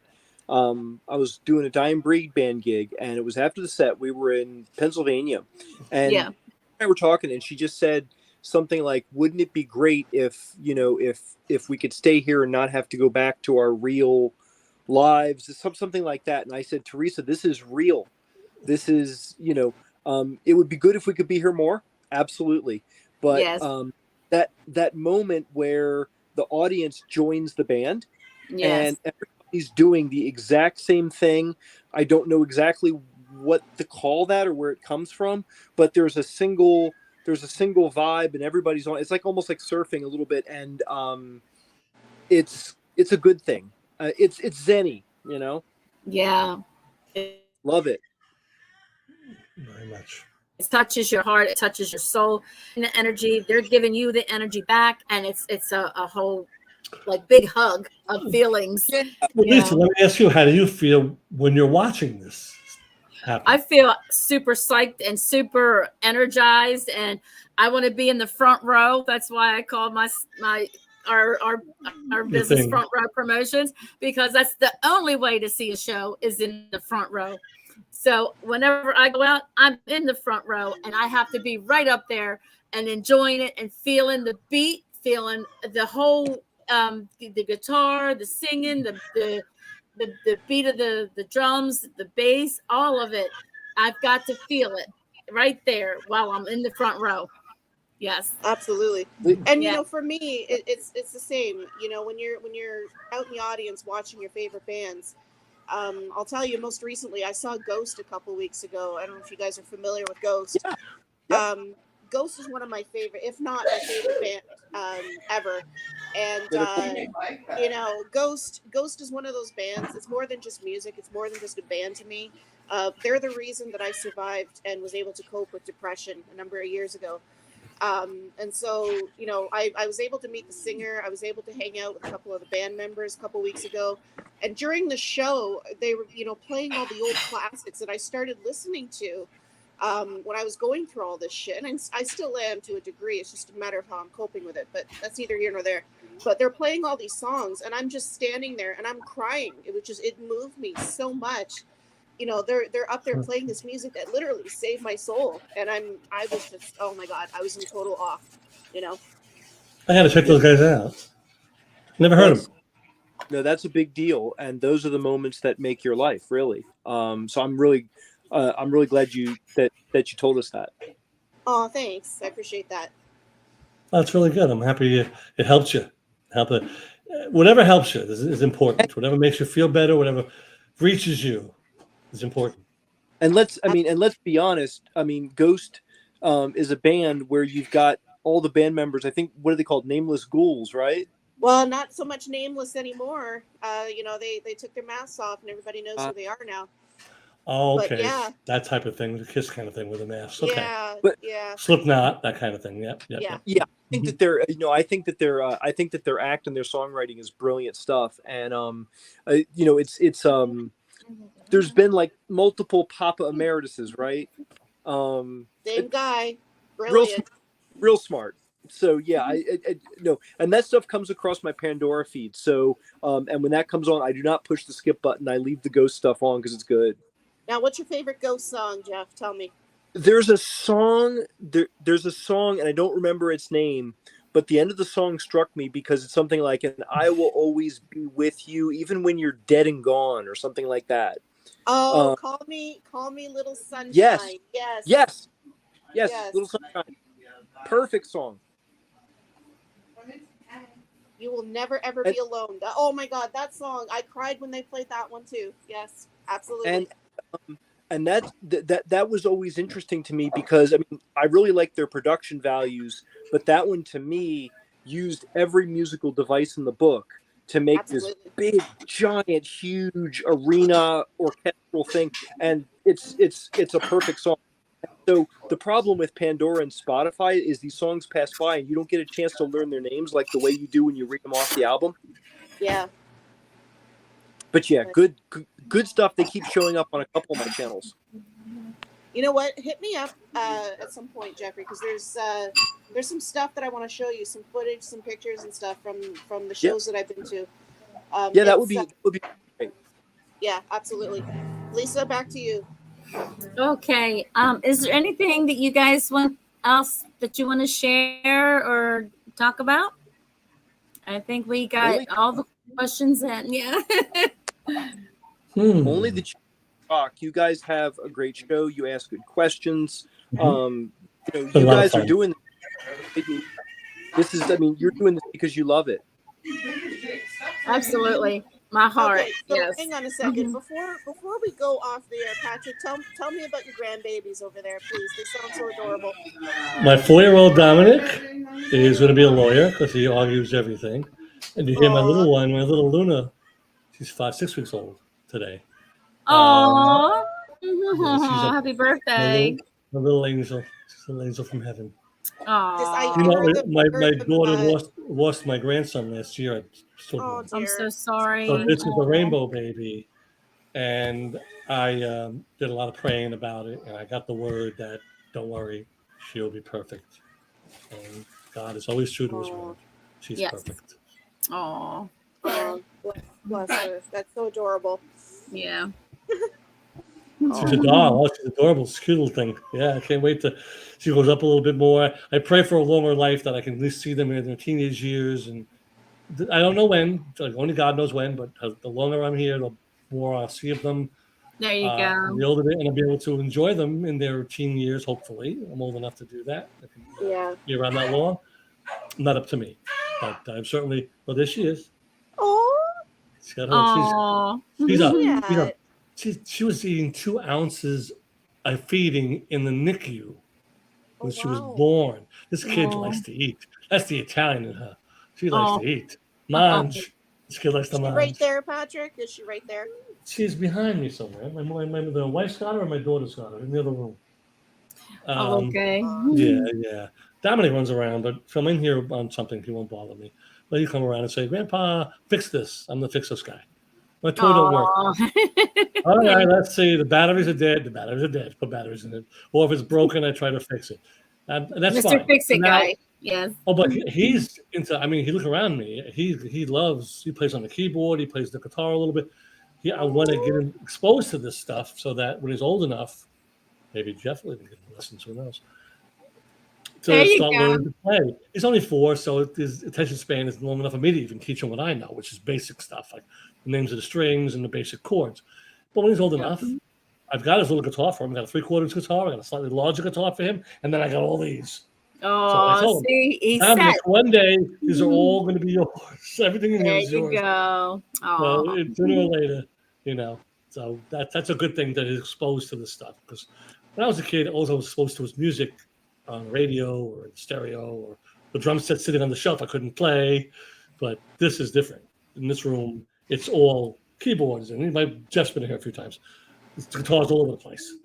There's music instruments everywhere, So let them be exposed to it, because then maybe the interest will happen. Because he's still my grandson. Right. Absolutely. So he's a quarter of me. So there you hopefully go. He's got some of, maybe he'll sing, maybe she can sing. We don't know yet. Maybe they'll play instruments. We don't know yet. It's up to them. I don't force it on anyone, but I'll expose it to him.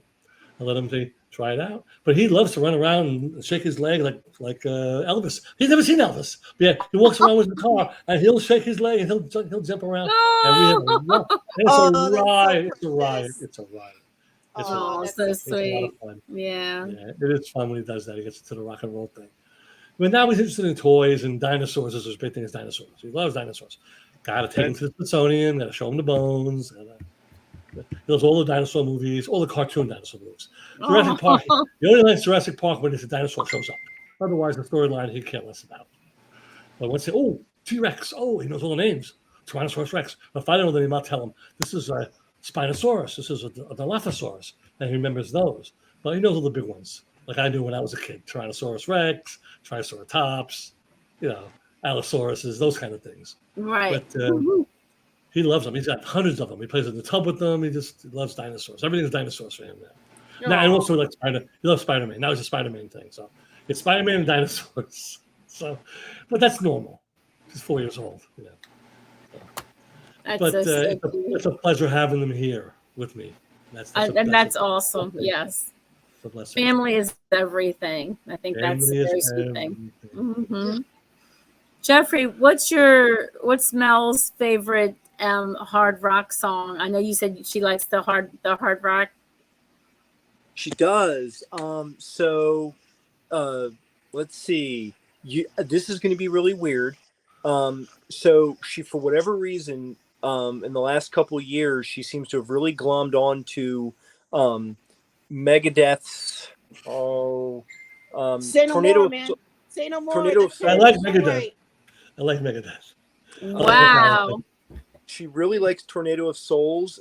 She really likes Stone Temple Pilots' Cracker Man. She likes the songs that hit pretty hard. And she's like I said, if you give her the choice, she wants the hard rock, and she tends to like it loud. That is so cool. That said, she's quite familiar with the Beatles catalog, and if you say to her "Domo arigato," she will respond, "Mr. Roboto." Oh, yeah. Nice. He knows her stick songs. Oh, that's so cool. She knows her sticks. Now, does she play an instrument? She's starting to, and that she really loves that stuff. She has a ukulele. I let her play my guitars. I'm not afraid to get a bit banged up in the service of her learning or being interested. and she's interesting because she's got a good right hand. She can strum well, and she does. What she does is she borrows my iPad, and she does like her own little guitar tutorials. And so she'll be in there with the music stand, working on it, teaching herself stuff. And so Wow. she can Jeffrey, I just got the goosebumps all up and down, all over my body. Oh, I'm so happy. Oh, the good goosebumps. Oh, touch my heart. There's going to be the moment. There's going to be the moment when she does the, there's a few things that I do that are, I don't know, my favorite bag of tricks or whatever it is. And it will always be fun the first moment when she pulls those out. Right. And that she's been kind of learning through osmosis for years. So it'll be a lot of fun. And her and I sing a lot of songs together. So that is so cool. Very cool. That's one of my favorite things. Do you during record the day. it? I would love to see a recording of that. Yeah, on my Facebook thing, I think she'll do little concerts where she puts all the stuff in different chairs, and then she gets in the front and she puts one of the little creatures at the piano, and then she'll have I'll like have to check it out. Oh, she's willing to do that all day, and her favorite song I think might be "Down by the Bay," where the watermelons grow. Oh, I love that. Yeah, when my sweet. daughter used to sing that. Yeah, I remember that. Yeah. Wow. Yeah, that takes me back. I'm feeling some serious nostalgia right now. Ah! Yeah. This is so cool. And I am With always the kids loving it. I am absolutely deathly afraid of the age where she gets to where she doesn't want that stuff anymore. The other song she really likes is The Fifth Dimension, Up, Up, and Away. Great song. Wouldn't you like to ride in the beautiful balloon? And so I pick her, Yes. put her in the laundry basket and take her around the house. How old is she? How old is she, Jeff? She's 7. She's 7, and she's a super duper extrovert. So she's all into hanging out and having like friends. She wants social stuff like all the time. And I mean, I'm a very introverted dude. So as a result, it's like, she kind of she teaches me how to interact with people. She's really good at like making friends and just like introducing herself.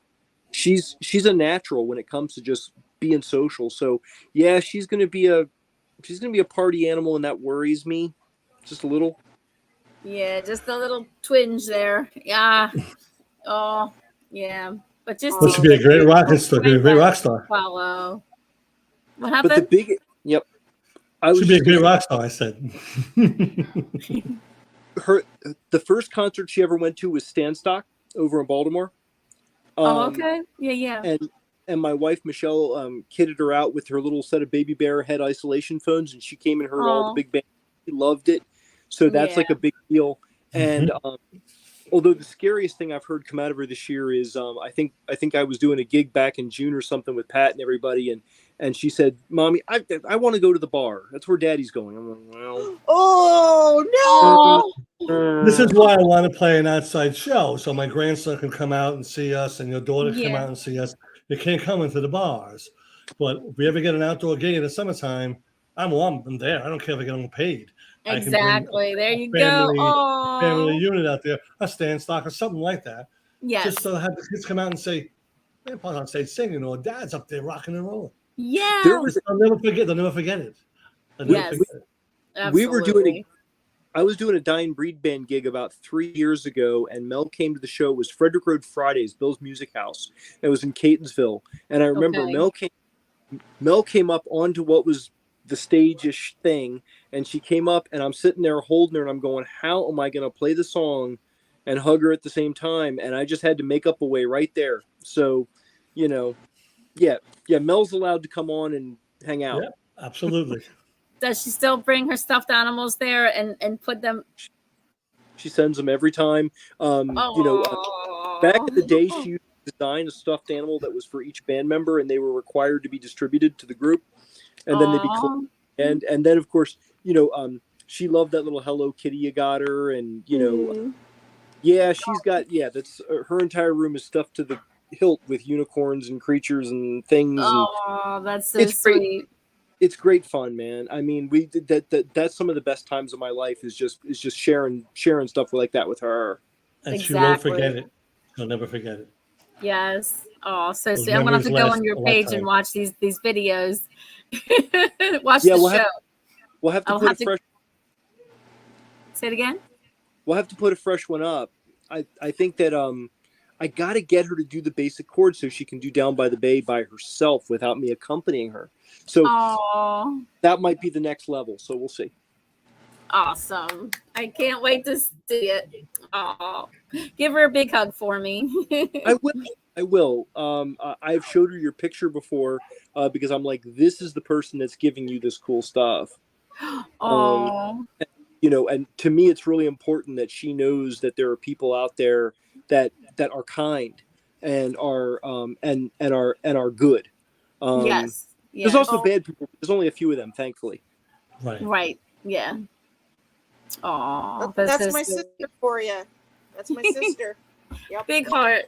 I got a big heart. I can't help You it. do. I got a big You heart. do. That's what you do. Yes. That's why we love you so much. It's a big heart. Oh, I love you guys too.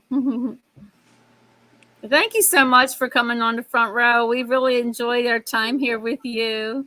It was fun. I enjoyed it. Yeah, Yeah. this was a good, and we look forward to seeing you Yes. out there. Shows. Out in the shows. Yeah. Absolutely. I'll check on the website and find out where you're playing, where I can get out there, and I'll come out and see and surprise you again. I won't tell you I'm Yeah, coming. I'll do that. surprise you. That's good. Yeah, surprise us. It's a lot of fun. Lisa, you We made like my night. surprise. Showed up out of nowhere after a couple years. I hadn't even seen you, and you just came right in. So I yeah, just came right in. I'm like, ah! Lisa's here. Holy cow. that is what Great. that's what I'm hoping for when I show up at a show. See friends you haven't seen in a while. The sea fresh you haven't seen, and it's like a big family of friends, and everybody loves each other, and that's what's the It's best a part party. It becomes about a rock and party. roll. And you know Yeah. that's what concerts are to me. Yeah, Is just me too. one gigantic therapy session Exactly. with a bunch of Sure. strangers. It's Sure. a good feeling. Being in Yeah. a band is the best therapy I could ever have. Absolutely. Oh, that's so with sweet. 100%. Yep. Gentlemen, it's been an absolute pleasure. Thank you so much for joining us. Yes. You guys Same are here, cool Candy. people. Cool people. You too. Right back And at welcome, you. and you're welcome to come back anytime. Please do. We had a wonderful, wonderful time with you guys tonight. You Maybe guys next are my year best when the buddies. show starts, we'll come out and we'll come out and do it again. Be fun. Yes, Or absolutely. you should bring your absolutely. show up to Toronto, man. That's where I am, Toronto. Best we can offer would be a video recording of the show we could send you. There you Or- go. Hey, Or a friggin' road trip, man. I mean, when I get onto something, I get committed. Toronto. Oh boy. Yeah. yeah. Thank you so much, guys. You're awesome. Lisa, Yeah. go for Awesome. it. All right. Take us So to the I'm end. going to let you guys go. We've been on for 2.5 2 hours, hours. 2 hours, 18 minutes. I don't care. 2 hours It's and got like almost 10 20 minutes. minutes. I think that's You our guys- longest running show. It's perfect. I had fun. It was fun. I love it. You guys, We know each other. It's Y'all not like got a we're good time here on strangers Front either, Row. right? At least we're not strangers, so that's why. No, we're not We're strangers. friends. We're lots We're, of we're fun. good buddies, good friends, and I love you guys. Mwah. Same here. Lisa, you have a good night, guys. Thank you, You everybody. too, you too. And I'm gonna send those songs to definitely. you, Lisa, after we get off the phone. What's that? I'll send those songs over to you once we get off the later. Oh, okay. I thought you said you were going to sing my song. Oh, Shot in Shot in the dark, one step away from you. I love you guys. All right, Oh, take it right. easy. I'm going to close out the show. I'll And let guys, you all go. after we go offline, just stay on for like 1 minute, Okay. if you don't mind. No, Sure. Awesome. Okay. I All ain't going right. nowhere. Thank you for coming to Front Row Promotions. This is Lisa, Candy, and we have Madhouse, Ozzy Tribute Band, Jeffrey, and there you go, Patrick. And I have mine on too. Whoop, whoop. Yeah, famous self promotion. That's right. Front Row Promotions. Bye now.